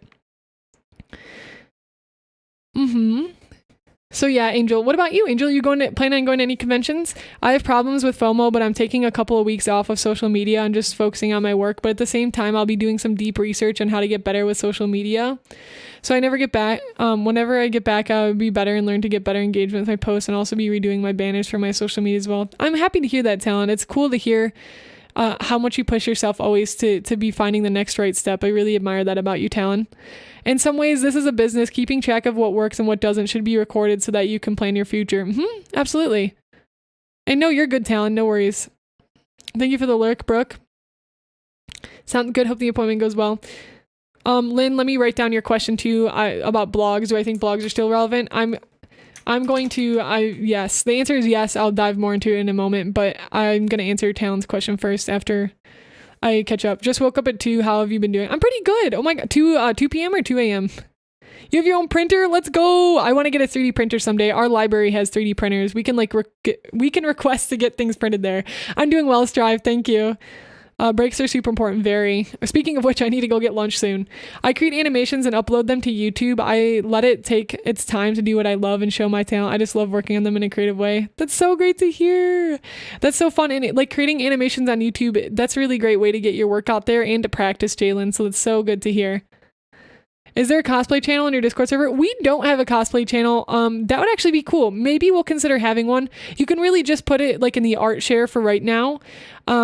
But yeah, art share is fine for the moment. If you're sharing cosplay, just categorize it under art.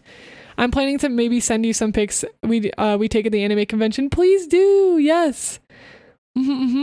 Came back, I got food. Are we talking about conventions? We were briefly discussing conventions, yes. Flux, have you been to any conventions? Or are you planning on going to any? Are you going to a convention tomorrow? Angel, let's go. Yes, Angel, the cosplay would be so hype. Absolutely. Which convention? Actually, I don't want to dox you. Don't tell me unless you're comfortable. Having something for coming down with that has nothing to do with your job. It's essential, speaking as a nurse. Having something for coming down with... Oh, you mean something that's relaxing, Gamer Curse? Also, I didn't know you're a nurse, Gamer? Sounds good, Jalen. Yeah, feel free to go for it. I'll get the link for you. Okay, so let me answer these 2 questions, and after that, I'm going to take a mini break and go get some lunch. Okay, so the first question was from Talon, and the question was, what are your thoughts on multiple video projects at once to stay consistent in your uploads, and how do you become more prolific? So let me answer the first part of this question first, which is, multiple video projects at once to stay consistent in your uploads? Yes, consistency really helps. I think consistency helps with the algorithm, but I think the more important thing to take away from consistency in life is just building habits, because the more you are consistent as a human, the easier it is for you to do stuff. You create less resistance, and the more that you can create less resistance around the things you're doing, the better.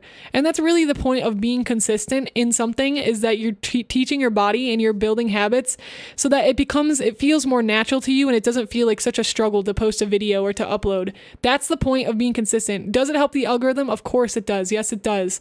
It helps just from a viewpoint to be consistent from your audience's viewpoint, because they expect you to show up at a certain time at a certain day, just like they expect to watch their favorite shows on a certain time, a certain day. It's the same concept, right? Because essentially you are running a media agency on YouTube, or like a video production agency. When you're posting videos, people expect you to post on a certain day once you start growing an audience at a specific time. That's what they expect. And depending on the types of content you're doing as well. But consistency always helps. But like I said, consistency is more about the mental side of it than it really is about anything else, in my viewpoint. Number 2, so multiple video projects. Sure. Yeah, you can work on multiple projects at once. I think there's upsides and downsides to working on multiple projects at once. Pumpkin, thank you so much for the YouTube sub. I think the upsides of working on multiple projects is it gives you can take inspiration from one project and bring it to another. I find that to be a pro about working on multiple projects at once. The con of working on multiple projects at once is sometimes it's really overwhelming to have your foot dipped into a lot of things at once. And sometimes it's hard for you to really do that thing in its full essence. And sometimes that's hard because then it might feel like you're not putting as much effort into, because if you're dividing yourself between 3 things, I'm not going to do 3, I'm going to do 2 because I'm bad at math. Let's just say you're dividing yourself between 2 things. You could say that you have like 50% of yourself in one thing and 50% of yourself in the other thing. However, it's unlikely that it's actually a 50-50 split. You're probably putting like 80% of yourself into one thing and 30% of yourself in the other thing. What problem does this create? Well, that creates the problem of you might have one thing that turns out 10 times better than the other thing because you have a lot more of your focus on one project versus another. Is there something wrong with that? No, not necessarily. Like, it depends on your goals. It might be fine, like, to have 80% of your effort going into one project and that project turns out better. Sweet. Whatever. Like, that's fine. But then if you're trying to like work on multiple projects and you want to put a lot of your effort into all of those things, maybe there's some strategies you can study to make that possible. Again, it depends on what you're aiming to do or achieve. But I think there's pros and cons to having multiple projects. Every person is different. Multiple projects might be good for you. They might be bad for somebody else, depending on everything that's going on with you, your life, your illnesses that you may or may not have, whatever. And I say whatever with the most empathy, because I understand everybody has their different things, right? So what works well for you? Maybe you try 1 month where you're managing multiple projects. Okay, fantastic. Maybe you have 1 month where you decide you're going to only work on one project and see how that feels for you to work on multiple projects versus putting all your effort in one project. And then you can make your decision moving forward from there. Personally, the route I take, I like working on multiple projects at once, helps me stay fresh. However, I'm always fighting the mental battle of, am I spreading myself too thin? Okay, there's downs and highs to everything. Highs and lows to everything. That's the words I was looking for. So you might like be working on multiple projects. You might be working on multiple projects and that there's going to be pros to it, but there's going to be things that bother you about it. Same thing for taking the route of pouring all your stuff into one project. There's pros and cons, everything. I think at the end of the day, you have to ask yourself what feels better to you. And then you just roll with that. And it doesn't mean there's going to be zero suffering, because that's just not how life works. Like, you're still going to feel resistance and you're still going to feel frustrated with whatever choice you make and some like bits or pieces around it. So I'd say do what feels better, and that might even mean you need to experiment trying both routes. And it might change throughout your life as well. There might be a time where you're like, yo, bro, I love working on multiple projects. And then something might happen in your life where you're like, I cannot work on all these projects anymore. I have to just work on one thing. Right? So, and I almost feel like I've been kind of coming up on that a little bit, where I'm like, I need to stop working on like 10 projects and just choose one thing because it's driving me crazy. So your life will change and develop, and you'll try new things depending on how you feel. And how do you become more prolific with like posting stuff is the best. I'll just give one simple answer to this question because I'm going to keep going on rants and I really want to get some food. So I'm going to give you a simple answer to this question. How do you become more prolific with your creative work, with posting stuff?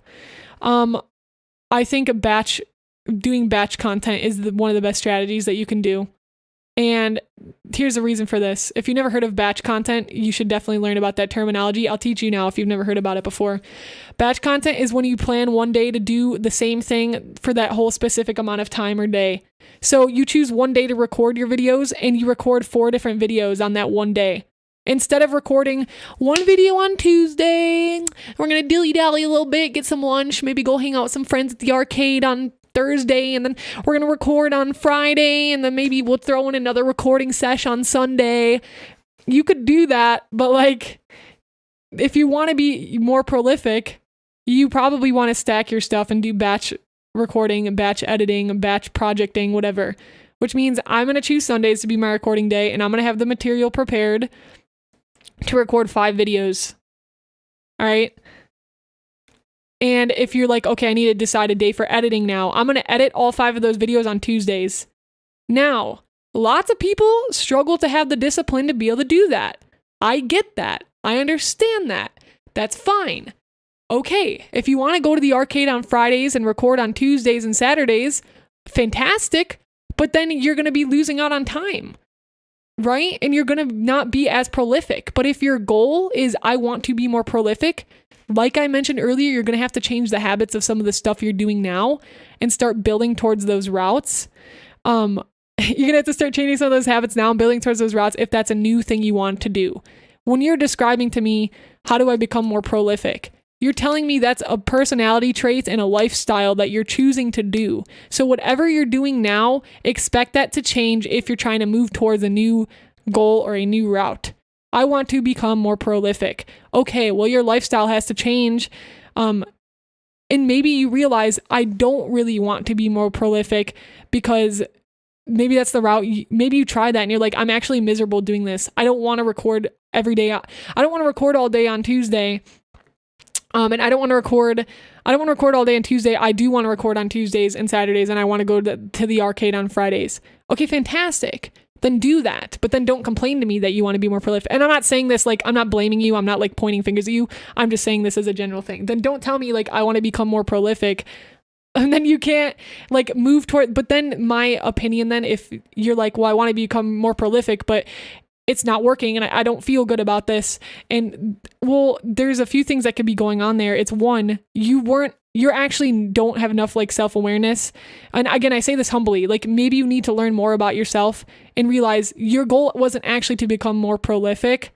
Your goal was to actually become, I don't know, something else. I don't have the right words for it right now, but your goal is to become something else, but you thought it was prolific. But that's okay, because setting that goal of, I want to become more prolific and like see what it looks like to get there, you need to start going down that route to maybe figure out that that's not what you wanted at all, actually. And that's fine, because that's still progress. It's still progress towards your goal. Was there failure in there? Yeah, but that failure taught you, which is super cool. So there's a lot of like gratitude and like ways to take away from that. And granted, in my opinion, it is in your best interest to become prolific if you're living the lifestyle of like a content creator, or not even just a content creator. If you're like an entrepreneur of any kind, or you want a lot of free time in your life, I think becoming prolific is a really great goal. Because if you find ways to build your habits around, I'm doing 5 recordings on Tuesday and then you will have more time and feel better about going to the arcade with your friends on Friday, because you already have your routine and your habits built around giving you actually more free time. You like, by being prolific, you're actually giving yourself more time to go spend time at the arcade with your friends compared to that splitting it between like Tuesday and Saturday. So it is a great goal. But the question is, are you willing to build your habits and your lifestyle and your strategy around what it means to be prolific? And what does that look like for you? I went a lot deeper into that question than I thought I was able to, but that was pretty cool because I think that was like definitely like the right point to make there to help give you like the tools you need. Aizawa, how's it going? Welcome in. At the arcade, yeah. I will try to do multiple projects because I have a lot of raw footage for different projects to work on. I wouldn't mind working on the ones. At the English cafe scene in real life has no crumpets in sight. No self-respect. English cafe has no crumpets. No. How long do you find your editing takes you, Sai? Do you let the editing process run its course or you try to set up a limit on yourself? Yeah, here, Flux, I'll put your question down too. This was Lynn. I'm okay with us doing this today. I actually am chill with doing like some Q&A stuff today. I don't mind it. We've basically been doing that anyways, but. And then Flux, let me put down your question in chat as well, because I'm going to answer Lynn's first, because I told Lynn I'd answer theirs next. So I'll go back to that, Flux. Completing a project can help inspire forward momentum. Yes, it can, 100%. It really can. I completely agree with Chris. Hardest thing for me is that work takes up 60 hours a week plus life stuff, housework, food, so it's just time and energy. I know what you mean. If I were in that position, Shroomer, like I think if I were in that position and I was exhausted and I wasn't able to make time for like my hobbies or goals or other things I wanted to achieve, I think what I would do is try to find a way to start creating that space. And that might mean like getting another job, right? And it's something that's going to give you that more wiggle room and that more freedom. But remember, and I'm not telling you to do that, Streamer, but I'm telling you, like, if you make that choice, there's going to be change in your life and there's going to be sacrifices and there's going to be things that you might not be ready to do because it might feel better for you to just be like stable. Yeah, I've been looking. Yeah, good. So you already know, like, you're on that route and that's something you're interested in. So you already got it handled. But yeah, so I know what you mean though. I really do empathize with that. I get that. You do all these things and you just feel exhausted and you feel tired. I really understand that. Right. And some people are like okay with that lifestyle. They'll be like, okay, I only need $1,500 a month. So like, let's make the bare minimum and then let's make all this other time for my hobbies. But other people are not okay with doing that and they would rather have like the money than giving time to their hobbies. And that's fine. Like there's nothing wrong with that. If that's the lifestyle you want to live, that's okay. That's totally fine. But then it goes back to self-awareness. Then how do we create these barriers so that when people say stuff to us or like when something happens in the world that we're not feeling bad about the lifestyle that we chose? I'd love to be more prolific at an arcade. Yo, let's go. Combine them. Hi Mel, welcome in. How are you doing? Okay, I have 2 more questions to answer, Gems. I really need to get some food though. I'm gonna take like a 5 to 10 minute break and I'll answer these other questions when I get back. Lynn's question and Flux's question. Greasy Fry, thank you so much for the follow. And then we'll take a look at the stream chat too, because I'll be eating, so I'll still be talking with you, Gens. We might not get back to drawing today, and that's okay. Because like I said, Fridays are my wiggle days. Wiggle days. You're welcome, Talon. I'm happy to help. I feel that I personally would just rather be happy than rich or have extra income. Right, exactly. And that's great that you know that about yourself, because then you can start moving towards what that looks like for you, Schumer. And that makes me really excited. It sounds like you already understand what you need to do and you're doing the best you can. So you should be really proud of yourself for that. Because that in and of itself, to take the action for you to be looking for another job because you realize you want to create more time for your hobbies, that's a huge, I'm very happy for you. And that's fantastic. Keep moving towards that. Hi, Pumpkin. How's it going? Welcome in. Sounds good, Town. All right, guys, I'm going to take a break, like a 5 to 10 minute break. I'm going to go make some lunch. I think I'm going to make a bagel. And then when I get back, I'm going to answer these 2 questions, one from Lynn and one from Flux. And if anybody has any other questions, feel free to drop them in the chat while we're on this topic. Oh, thank you, Greasy. I really appreciate that. If you want to share any of your work with us or your VTuber model, make sure you join the Discord. You can drop your work in the hashtag stream chat right here. But I'd love to see some of your work. And thanks for watching my content. I really appreciate you. All right, I'll be back, Gems. Let me go get some food. BRB, 5 minutes. We'll play some music.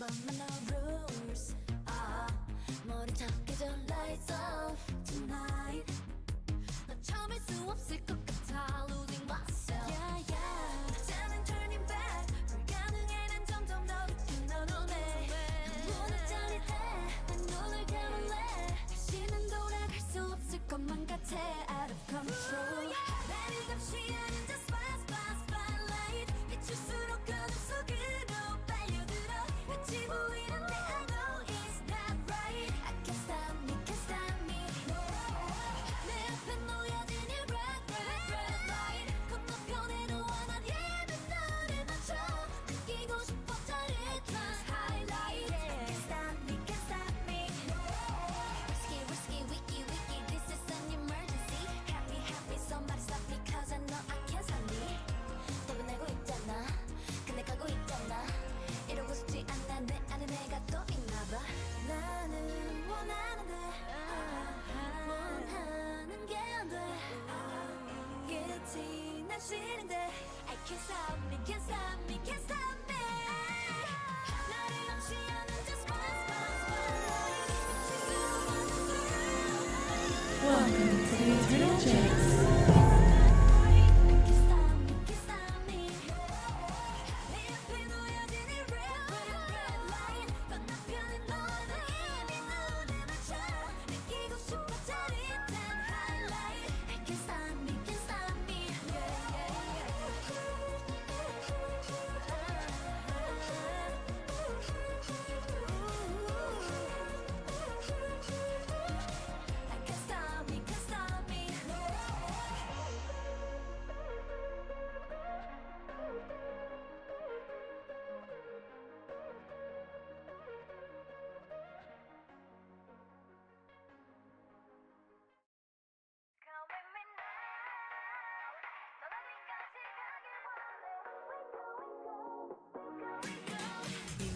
너무나도 들떠 비행기는 no 두피대 속에 check-in 난 너를 몰래 hashtag 너와 함께면 나 어디라도 좋아 1초에 훌쩍 여기저기 가기 right 내 손 잡아 한여름 밤의 피서같이 우리들만의 파도 타기 볼 게 우린 너무 많아 하루 종일 더 깊이 빠져 어느새 시간이 멈춰 온종일 내게 가까워진 것만 같아 Come with me now 넌 어디까지 가길 원해 잠깐만 둘이 조금 더 멀리 Follow me now 너와 함께 가볼래 We go, we go, we go, we go 말해봐 what you want, you want, what you want, you want, oh 더 크게 what you want, you want, what you want, you want, oh Come with me now 난 너와 함께 가볼래 We go, we go, we go, we go 푸른 밤새 릴라이트 분위기에 물들어 자이래 펼쳐진 오션 우리 패션 시작된 motion 어서 웃음이 번져 빈빛으로 그려지는 미래 우린 같이 이렇게 또 밤새 나를 따라 너를 따라 한 발 두 발 날아가 종일 빙도는 주말같이 끝을 모르는 파도 타기 할 게 우린 너무 많아 Oh my mind 다른 발걸음을 맞춰 우리 둘 사이를 채워 다시 또 turn around 내게 설레 가까워진 것만 같아 So I'm into you Come with me now 넌 어디까지 가길 원해 잠깐만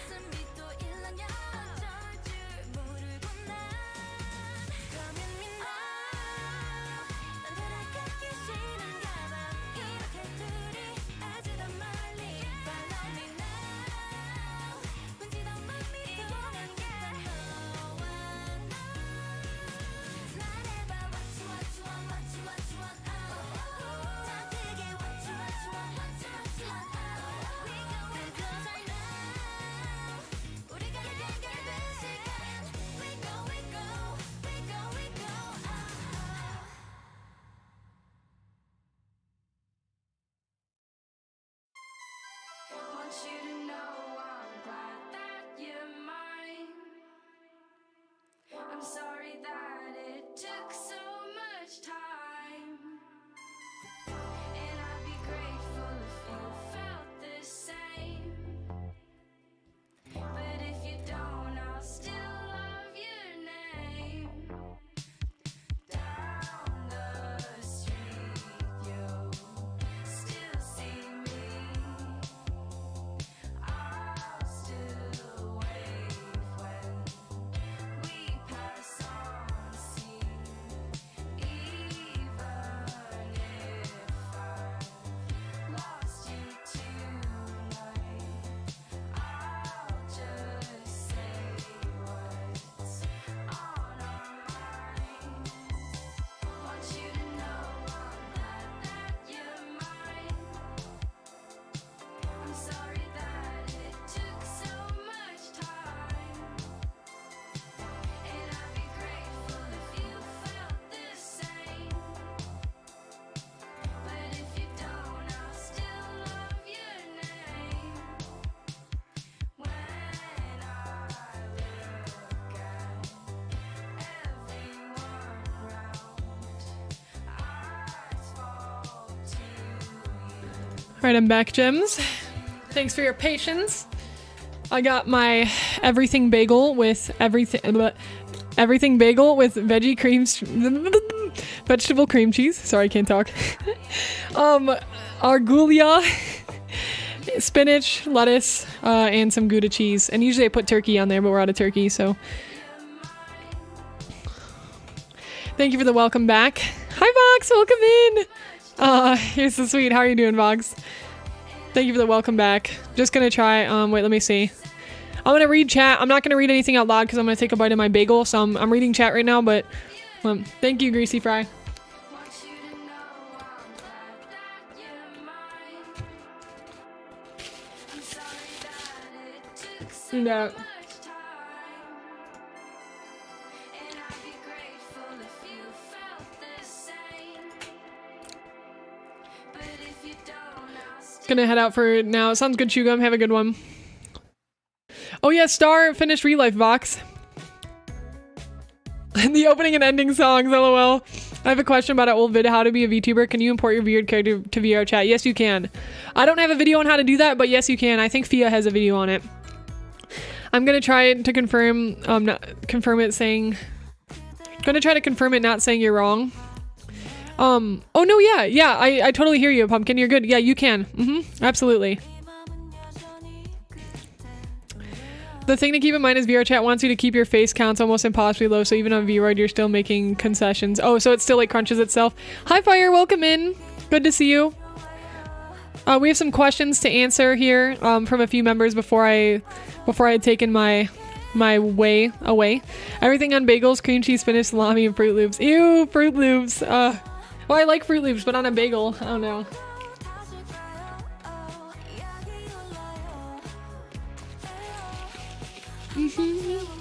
Hi Sunjob, welcome in. How are you? What book? No, Vox, please don't start this. Please don't start this.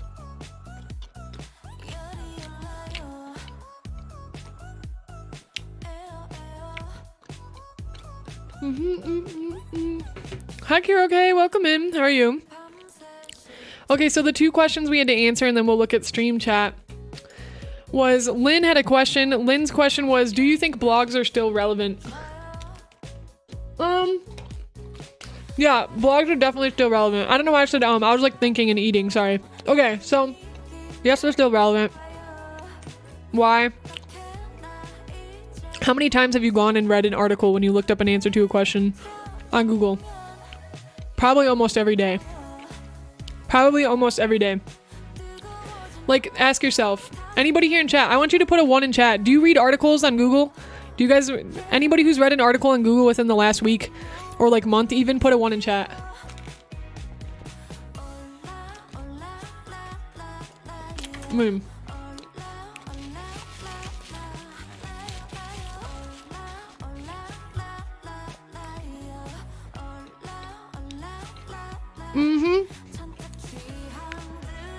Oh, you haven't, Sneak?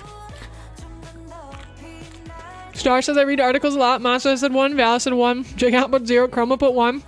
That's a majority of people here in chat. Osh put 1. All right. So definitely still a medium that's being used. And the reason why is because Google, if you optimize your blog for search, people can stumble upon your blog when they're looking to answers for questions on Google. So yes, blogs are still relevant. Why? Because search engine optimization is one of the best like marketing strategies right now. And if you can answer questions in your articles and such like that, get it search engine optimized, and then it's found on Google, it's literally free marketing. That is legitimately free marketing for you. So the answer is yes, still very relevant. Optimize your blog for search to be able to help people with whatever you're trying to help them with. 100%. 10 out of 10 recommend.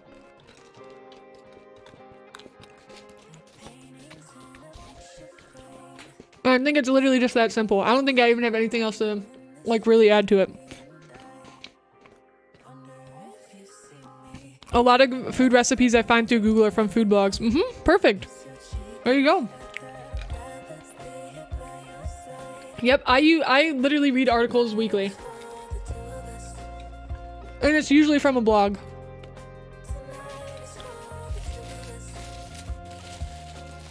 What do you mean a lore blog? Can you like expand on that, Lynn?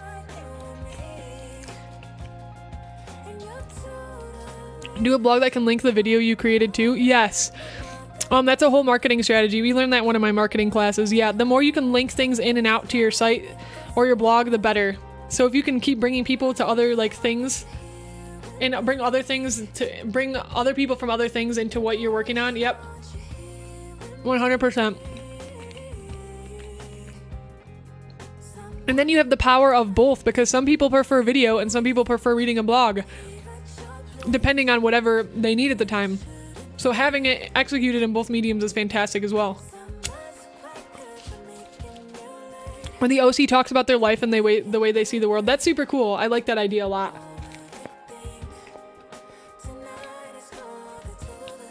Now I think your favorite character is Marina, of course. Please, Lion, no. Yeah, you can. Excuse me, sorry, I was choking on my bagel. You can definitely write a blog on your OC talking about their life and the way they see the world. I think that's a really cool. I think that's a great concept. I say go for it. And something else you could even potentially pair that with is like a VTuber vlog type thing. When, as you develop your world and universe, you can have like a vlog version, like video versions and written versions.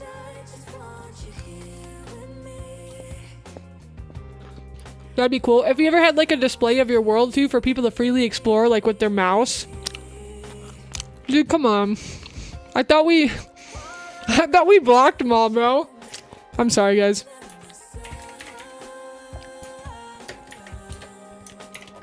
It's been a while since that's happened. We've been in the clear for a while.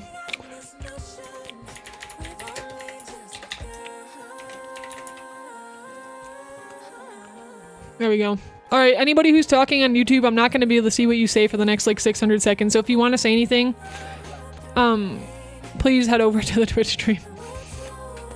Hi, Sugar. How's it going? Oh yeah, Lynn, but I was saying it'd be cool if you had like a, have you ever been to like those websites where you can like click around a virtual world?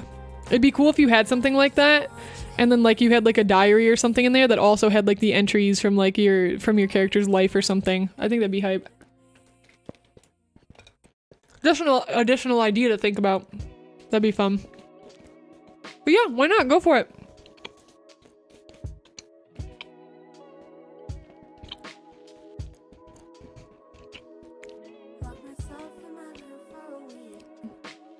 I like Rena because I liked her competitive nature of wanting to be the best but win her own merits by not anyone taking pity on her. I understand that. So I think, Lynn, the only hesitations I have on like writing a blog in that way is because I believe right now, it depends on your goals, Lynn. I believe right now that search engine optimization is king of marketing at the moment. I believe it's king. Like, most of your traffic is going to come through that way. So as long as you're still creating some type of content that can optimize that strategy, you're good. And then your blog with your character's voice could be something that's kind of like additional and can grow and develop and kind of bloom and blossom on its own and grow to popularity. But it depends on your goals. Like, what are your goals? Do you want it to just be a fun project? Do you want it to be something that can bring people in? Do you want it to be both?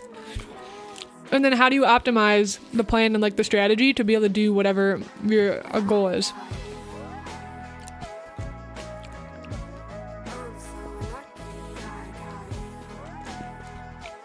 Yeah, that'd be cool, Lim. I'd be down to see.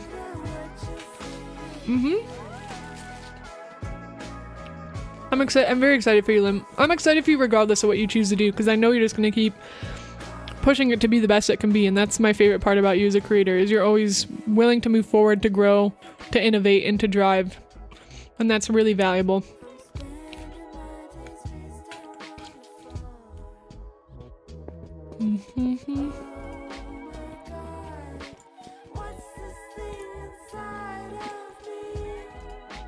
And let me see, the next question we had, Flux asked,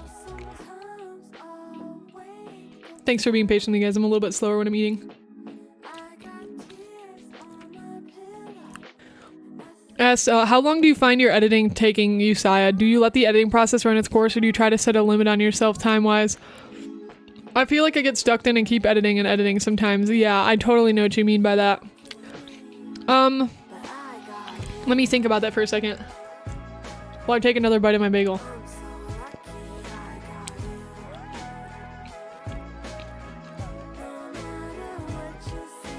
Okay, so editing is different depending on the type of video I'm making. If it's a new type of video I've never made before, it's gonna take me like double or triple the time.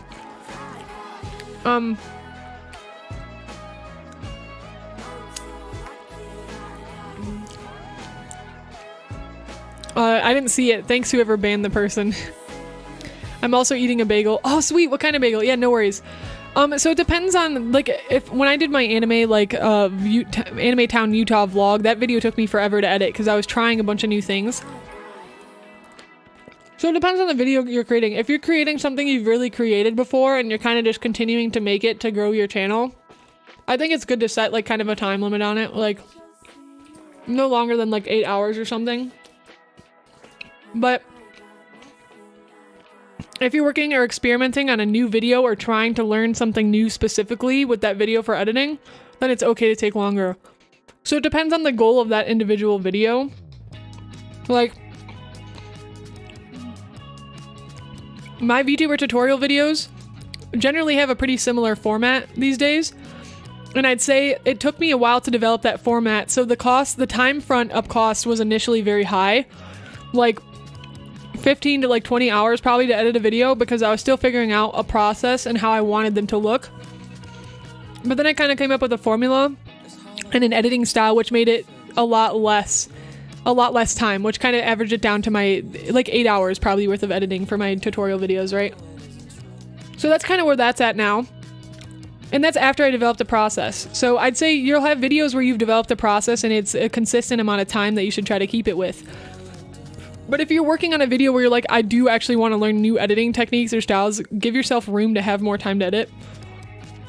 If that's the goal for that video. But it depends on that video's goal. Like you had a reverse engineer. Like what is the goal of that video? Is that goal to have a high production value and be really highly edited because that's the value of your content, that's the value you bring as a content creator? Or is it a tutorial and you don't need to be super crazy with the editing because most of what the person is doing is just following your tutorial and the editing might feel like a little bit of a waste of time? So it depends on that type of video, the contents that are within it, and how long you should be taking editing. But for me, on average, I'd say it takes like 8 hours per video to edit with my current editing style. If I changed it up, it could take longer or shorter. Yeah, I know what you mean. I think what you would benefit from then, Flux, is identifying what your strengths are as a content creator and what your weaknesses are. Because if your strength is, just say it's tutorials, you might not need to put that extra time in because it's not the thing that's keeping people watching your content anyways. So you can also survey your community and ask them what is your favorite part about watching my videos? Like what do you find the most valuable if you're unsure of what your strengths and weaknesses are? And then collect that information and then focus your time and your energy into that skill. You want to like tenfold whatever's working well for you and whatever your strengths are, and then when you're able to do that, if you're trying to make money off of the thing, hopefully then you get to a point where you're making enough where you can hire a team member to take care of the other stuff like editing, if editing is not your strong suit. It depends on what you like doing and what your strong suit is and what your weaknesses are. So I would say identify your strengths, identify your weaknesses. Is editing a strength of yours? Is it just kind of a medium thing? What is the most important thing for you to be spending that time in? Because your time is really valuable, right? And it might not be best spent editing, but you'll figure that out by evaluating your strengths and weaknesses as a creator, which takes time too. Sometimes you still have to make like another 50 videos to even figure out what your strengths and weaknesses are. And then in that case, like just edit however the way you need to edit. But I would say set a standard right now for what you currently want your videos to look like and keep aiming for that, and then maybe every once in a while you can have a video where you try to push it a little further and see how that feels. Pumpkin boy, thank you so much for the follow. I'm on number 5 at Vox. We just finished number 4 like last weekend. I'm on number 5. I haven't watched number 5 yet, but we're on 5.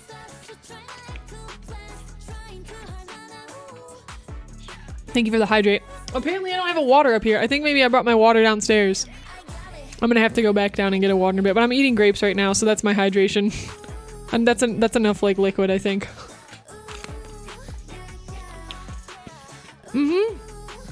Yeah, so I think and if you don't like Flux, do you like editing? How do you feel about editing? Are you like kind of neutral towards it? Do you like it? Do you love it? Do you hate it? Hi, Sid Lord Miguel. Welcome back. It's so good to see you again. How's it going? Anyways, I'll let you answer that question about editing while I read the rest of this question. Do you let the editing process run its course, or you try to set a limit on yourself time-wise? Yeah, so like, I think earlier, you love editing. Okay, then yeah, then spend a lot of time in it. If you like it, don't limit yourself. Let me pause the music again for a second. Okay, so the editing process, I think when I first started creating YouTube videos, the editing process was very long and like tedious because I really wasn't sure what my like style for my videos was yet. So it felt really all over the place. Like, how many videos do you think you've made on average, Vector? Flux, like how many videos do you think you've made so far? It might be a matter of you just doing more videos too right now.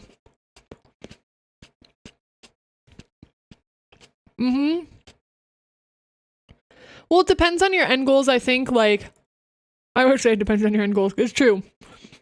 Like, is something you'd be interested in? I mean, I don't know much about your personal life, Flux, but like, I don't know if you like want to monetize VTubing or like be a VTuber full time. But maybe like if you're doing something right now that you're kind of okay with, like maybe video editing is like a potential like career opportunity for you to have like next to working on like VTuber stuff.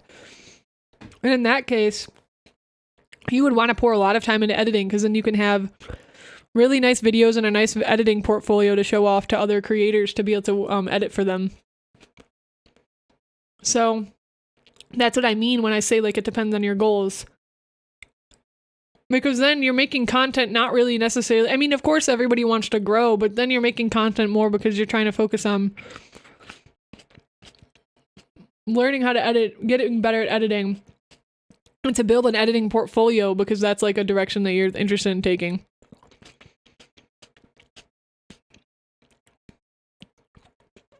Alpa, grapes are nature's water, exactly. 5 is good, 6 is the best ever, really? Vox, I can't wait to compare our lists when I'm done watching them all. My favorite is number 3 so far, I think. The peak of cinematic history. I'm excited. I'm super excited. Box, the Harry Potters have just been so good. I'm so glad I started watching them.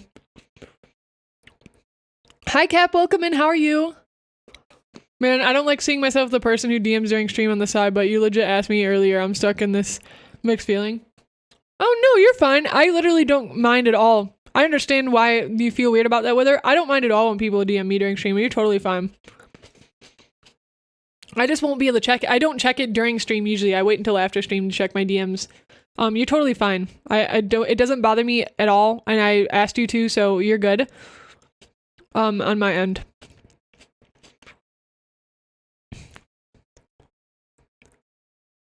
Yeah. You have good news? Yes. Tell me, Cap. What's up? A few more weeks till Live Never 1. I can't wait. I thought water was nature's water. I recorded a video in VR chat on my VR headset. The map I played was the Backrooms VR. It was very fun. I posted on Facebook. I used the website to download the Facebook video. And I'll be editing the video as well for my first reaction to the VR chat Backrooms map. First reaction. I would also like to make more horror-themed VR chat vids. That'd be cool. I don't know how many like VR chat horror content creators there are out there, but that'd be a cool route. You still haven't joined the Ludum Dare group? I see Stops DMs LOL. Wait, did you invite me to the Ludum Dare group, Kev?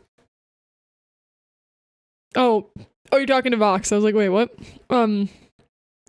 Flux says, yeah, I don't know off the top of my head. I've been doing videos here and there for a couple of years now, so I have a decent chunk, maybe 40 plus-ish. Okay. You're right, though. If I make more vids, I'll just get faster and the amount of editing won't take as much time. Yeah, that's something else to ask yourself too, Flux. If there's anything you're doing currently in your editing that you think there might be a better way, like everything that you're doing in your current editing style, ask yourself, like, if you're worried about time, ask yourself, is there a quicker way to do this? If not, is there a solution out there that I can find? Because 99 times out of 10, there's an easier and a quicker way to do something that you're taking way long to do on, especially with editing. And you probably just don't know how to do it or like what the functionality is in your editing program to be able to do that thing. So that's something to look into. So I give you notes on like work on maybe looking into that to see if you can shorten the time process, because time is one of your biggest concerns. Number 2, if editing is your favorite thing and some of your goals are kind of surrounding having just good quality edited videos, then that's fine. Like I'd say take the time you need on it. But if you're also kind of worried that you're taking too much time, then maybe you do set a little bit of a challenge for yourself and you say like, I'm going to spend a maximum of 15 hours editing this video. And then keep track of that. So I would say maybe do like a little bit of both and see how that feels for you. And then the last question is, oh yeah, and so you're asking me if I let the editing process run its course or try to set a time limit myself. Yeah, for me, I think I let it run its course a lot in the beginning, like when I started YouTube, because I didn't really have a specific process. But then the more I created videos, the more quicker it became and the more consistent it became, because I kind of had a general idea of how I was editing. The only curse of that is once you start editing things like regularly, you kind of fall into this thing where I think you don't try new things. So then you need to go out of your way to make it a point to try to learn a new editing skill with every video, or you go out of your way to try and edit something differently or specifically. And that's kind of what the vlog, when I did my vlog on my YouTube channel, helped me think about editing a little bit differently than I normally do for my tutorial videos. And by doing that vlog video, it's brought me back some some hard editing skills that I can bring over to my tutorial content now. So I think that if there's something you're noticing is like lacking, to try something new for it. So and for me, I don't really care about editing that much. It can be fun, but most of the time it's really tedious for me and I don't really want to edit. So then it becomes a different story for me for how I should be going about it and how important it is. I think that editing, if your goal is to become a content creator, I think editing is very important and definitely undervalued. And you're probably going to have to learn yourself to some extent to be a decent editor, at least until you can pass that work on to somebody else who can do it even better than you.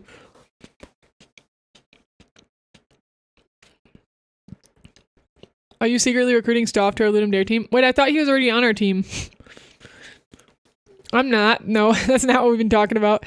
Is there any easy place to look for a Ludum Dare team? Like a Discord? Yeah, there is a Ludum Dare Discord, Alpa. Yeah. Let me give you the invite. Yeah, I think there's a looking for team or like looking for group section in here. Looking for team. Yeah, there's a looking for team. Let me see if I can link this to you. Okay. There you go, Alpa. Yeah, you're welcome. Mm-hmm. Bum bum bum. Yeah, and I think for most game jams, there if it's a big enough game jam, they'll have a Discord where you can do that. Elpa, I highly recommend it because then you can meet more people in the community and like work on projects with them.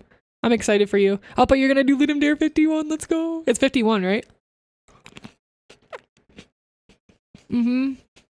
Legitimately time myself and see the average for me and maybe challenge myself, give them the number. Yep. Absolutely, Flux. You're very welcome.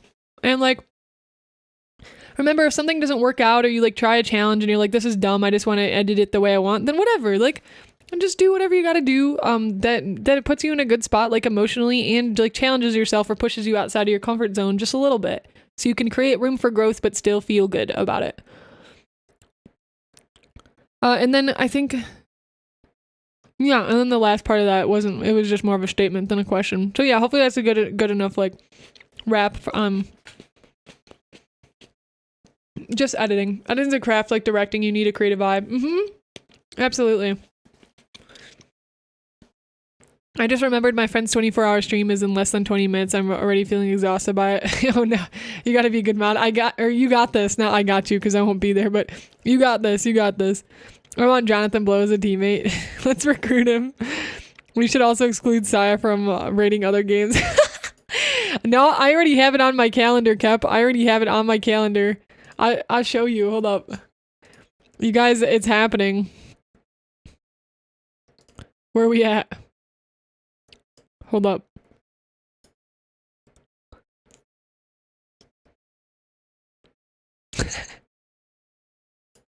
Check it. Ludum Dare stream, Ludum Dare stream, Ludum Dare stream. I put all the tags on Ludum Dare on my calendar because I like to make it all pretty and rainbow. For game jams anyways. It's great. There we go. It's set up. It's ready to go. You've got this. 24 is easy. Let's go. Thank you for the stream, Sapphire. You're an amazing person. I absolutely love when you stream. When you're not streaming, it feels so much harder to get going. Aw, Chris. I'm glad I can help motivate you and inspire you to get work done. I'm here to help support. Thank you for all your kind words, all your support. You're wonderful. I appreciate you. Keep up the fantastic work. Your art's amazing. And we'll see you next time. TBH, I'm just hyped to try out other areas of game dev, like team stuff, since it's my dream job. Yeah, absolutely, Elpa, go for it. And make that known to your team. When you join a team, let them know, like, if there's a certain area you want to try when you join your team, let them know. Just be really communicative about that. And you want to be communicative about that too if you're new in a role. Like, maybe you're usually an artist, but you want to try music for a jam or something, you make sure you let your team know that and be like, I'm new to music, but I want to use this jam to get better at music, and like set your goals up.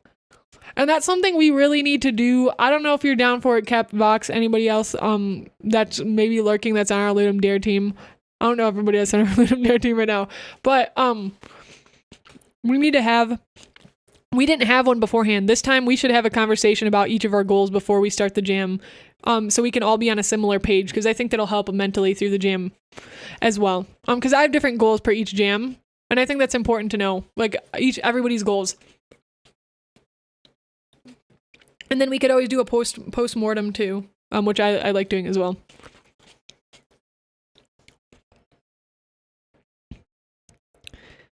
Our only goal is top 50. See, that's not necessarily my goal, but if your goal is top 50, then one of my goals is going to be top 50, right? That's why I say we need to discuss. What each of our goals are. Because if your goal is top 50 and I'm not in that mindset, I might be working on a completely different skill throughout the jam. But if you're like, I want to hit top 50, of course you're my teammate. I want to help you hit that goal. So I'm going to go about the jam a little bit differently depending on where I'm at and like my priorities and goals too. Where we can like compromise or find like a good, I mean, the goal of course is to always aim high, but I have a different mindset if I'm going into it like I want to hit top 50 versus I'm trying to work on this new skill. Okay, hold on. I'm still, hello, how's it going? The art and shenanigans. What are y'all up to? Hi, Sky. Welcome in. We've had very intense discussions today. This has been a very conversation heavy stream. We got super deep. We've been talking about content creation, being a creator, branding, marketing, We're just starting game dev right now. We're talking about editing videos. We've gone all around the life cycle today. Oh, he hasn't confirmed yet. Okay, sounds good. Yeah, no worries. If he joins us, great. If he not, that's okay. No worries. Editing is like craft directing. Oh yeah, we did read this. If you don't have it in you, then you have to grin and bear it and move on. Absolutely. My VR chat marketing strategy is backfiring. Is it? Wait, how? I was roaming VR chat. I overheard people behind a wall saying, "Why is this loser advertising his game on VR chat? That's so stupid." Dude, they're just mad that they didn't think of the genius marketing strategy. I'm just hyped to try out other areas of game dev like team stuff. Oh yeah, read that my colleague's doing daily art challenges and homework in preparation for jam. Oh, that's awesome. Don't add size name to her project. No one will know she's a part of the team. Yeah, it's messed up. What the heck? That is messed up. How do you have so much energy to talk so fast? It sounds like you're speed talking in a marathon. I do talk very fast sometimes. I don't know. I'm just passionate. I have a lot to say, so I talk a lot. Only goal is top 50. Just kidding. Goals are good. My code will not mesh with anyone else's, so maybe it's better if I 3D model.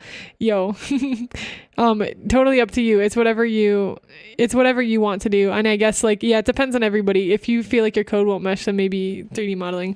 I remember a friend of mine used to play piano in VRC to get people's attention while having a model from his game with him. He only bring out the game poster if people asked about the model. It worked pretty well. Yeah, I think there's a organic way to do it and a non-organic way to do it, and you kind of got to find that balance with doing advertising like that. I may not throw flowers at you every stream, but I find your streams very enjoyable. No, you're good, Core. I appreciate that. It means a lot to me. And again, I don't mind even if it's not vocalized, as long as you can take something away from the stream, that makes me happy. I just want to make a game that people appreciate. That's such a good goal. It's so wholesome. I literally love to try a different role this time, even 2D art. Yeah, watch people enjoy it on stream. I'm God at everything, so we Gucci. Kev's is a really good mindset. Yeah, I like Kev's mindset too. The thing is, we have Sai still being a colleague of mine tagging along to learn about game dev too. If Staff joins, we'll automatically get Jammy, which makes 5 artists. Yeah, we'll have a lot of artists. Working on a big art team has always been a challenge for me because it's not something I'm super used to. I'm used to working solo. So that in and of itself is usually challenging for me. This is a nice stream to listen and make brownies too. Ooh, what kind of brownies are you making? My favorite are the brownies with like powdered sugar on it. Thank you for the posture check, Chroma. Yeah, but my colleague's around your age, I think. She, in my opinion, really good and she studied animation and everything too.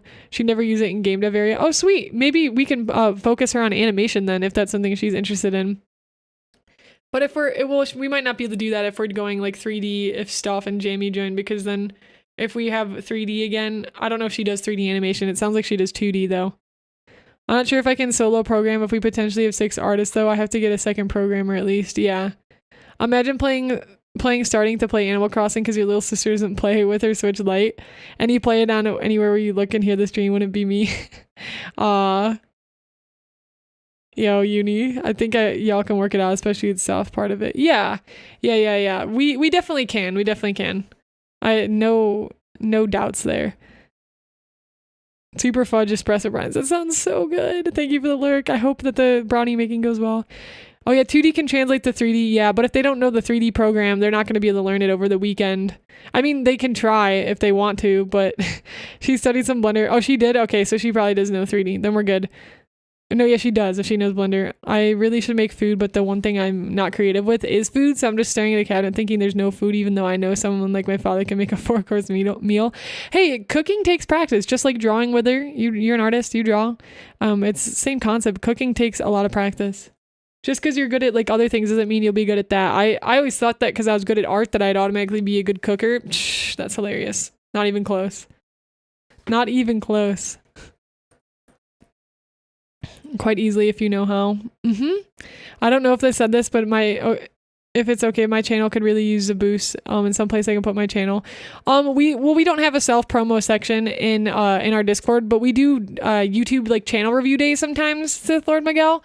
So definitely keep an eye out for when we do that. I post usually on Twitter when we do channel reviews. We haven't done one in a bit, but we do channel reviews. And that could be a time to get your channel kind of like featured on stream. But that's really the only thing we have at the moment. These look so good. Oh my gosh, like the max powdered sugar.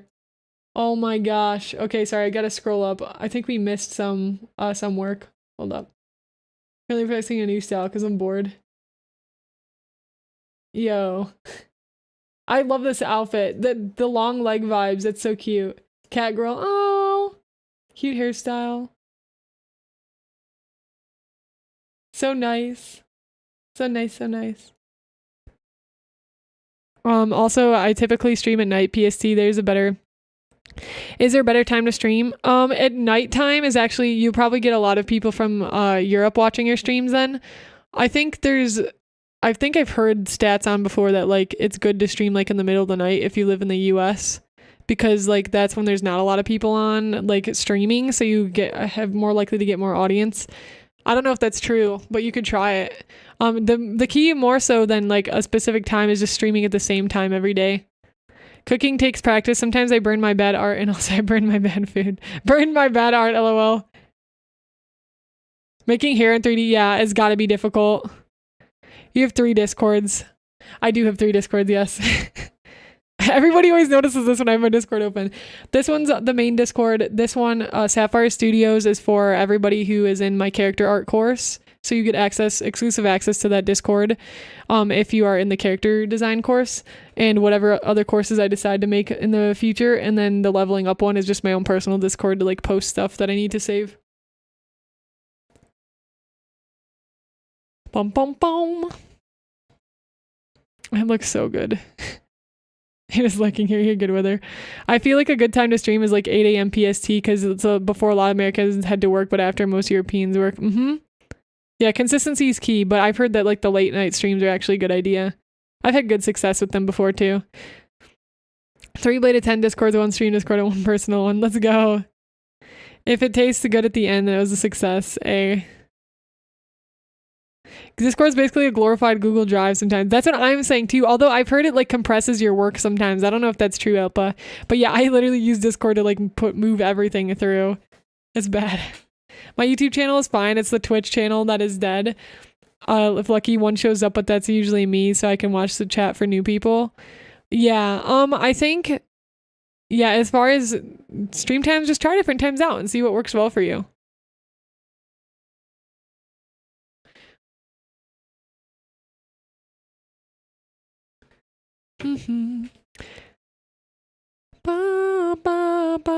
All right, Gems, I cannot stay for too much longer. I have an interview to go to in an hour. Let's see what's going on with people who's streaming right now. Who can we go send love over to? We can send love over to Yuki. I haven't seen Yuki streaming in a while. Last stream. I wonder if Yuki's done streaming. No way. We gotta see. Maybe it's before Yuki goes off and does some other stuff. Interview, cancel it. I'm not canceling it. Thank you. It's not like an interview for a job. It's like an interview. I talked about this earlier, but somebody from where I live, like the state, there's a business magazine, and they reached out to me and they asked me if they can interview me and about my business. So they're going to be asking me questions basically about my YouTube channel and like being Syafire and like VTuber stuff. So that's going to be cool. I'm excited. It's going to be a lot of fun. So yeah, it's not like a job interview. It's just like journalism. They're journalists and a filmmaker / video producer. They do a lot of that stuff. In all seriousness, if I had to, I'd likely make 2 Discords, one for my own community, one more focused for my potential second channel all about Resident Evil. Perfect. Yeah, do it. I'll let him know. I'll ask him if he can link it to me when it's done, Fire. Thank you. Yeah, I'm excited about it. So it's gonna be fun. All right, we're gonna go raid Yuki. Yuki is actually my emote artist. So you guys, all the emotes that you love and use were made actually by this artist. So we're gonna go send the love over to Yuki. Thank you guys so much for hanging out with us today. I appreciate y'all. If you're having trouble getting followers on your Twitch, I have a link to your socials every time you post something. I personally don't stream on Twitch, but I post on my socials every time I post stuff. It could, yeah, I have some thoughts on that, but I gotta go, so we'll leave it at that. But thank you so much, Gems. Lots of really great conversation today. It's okay that we didn't get much progress on the art piece. Like I said, I'm okay with Fridays being a little bit more wiggle room. But thank you all. This is really fun. I had a good time, and I will see y'all, Gems. I will not be streaming on Monday, actually, Gems. I won't be here Monday. So the next time, I will probably stream on Wednesday then to like make up for not being here on Monday. So probably Wednesday. But we'll see. I'll keep you guys in the loop. And the new song comes out on the 19th. I'll keep you in the loop for that too. All right, gems, have a good one. I'll see you next time on the Sapphire Star. Goodbye. Goodbye.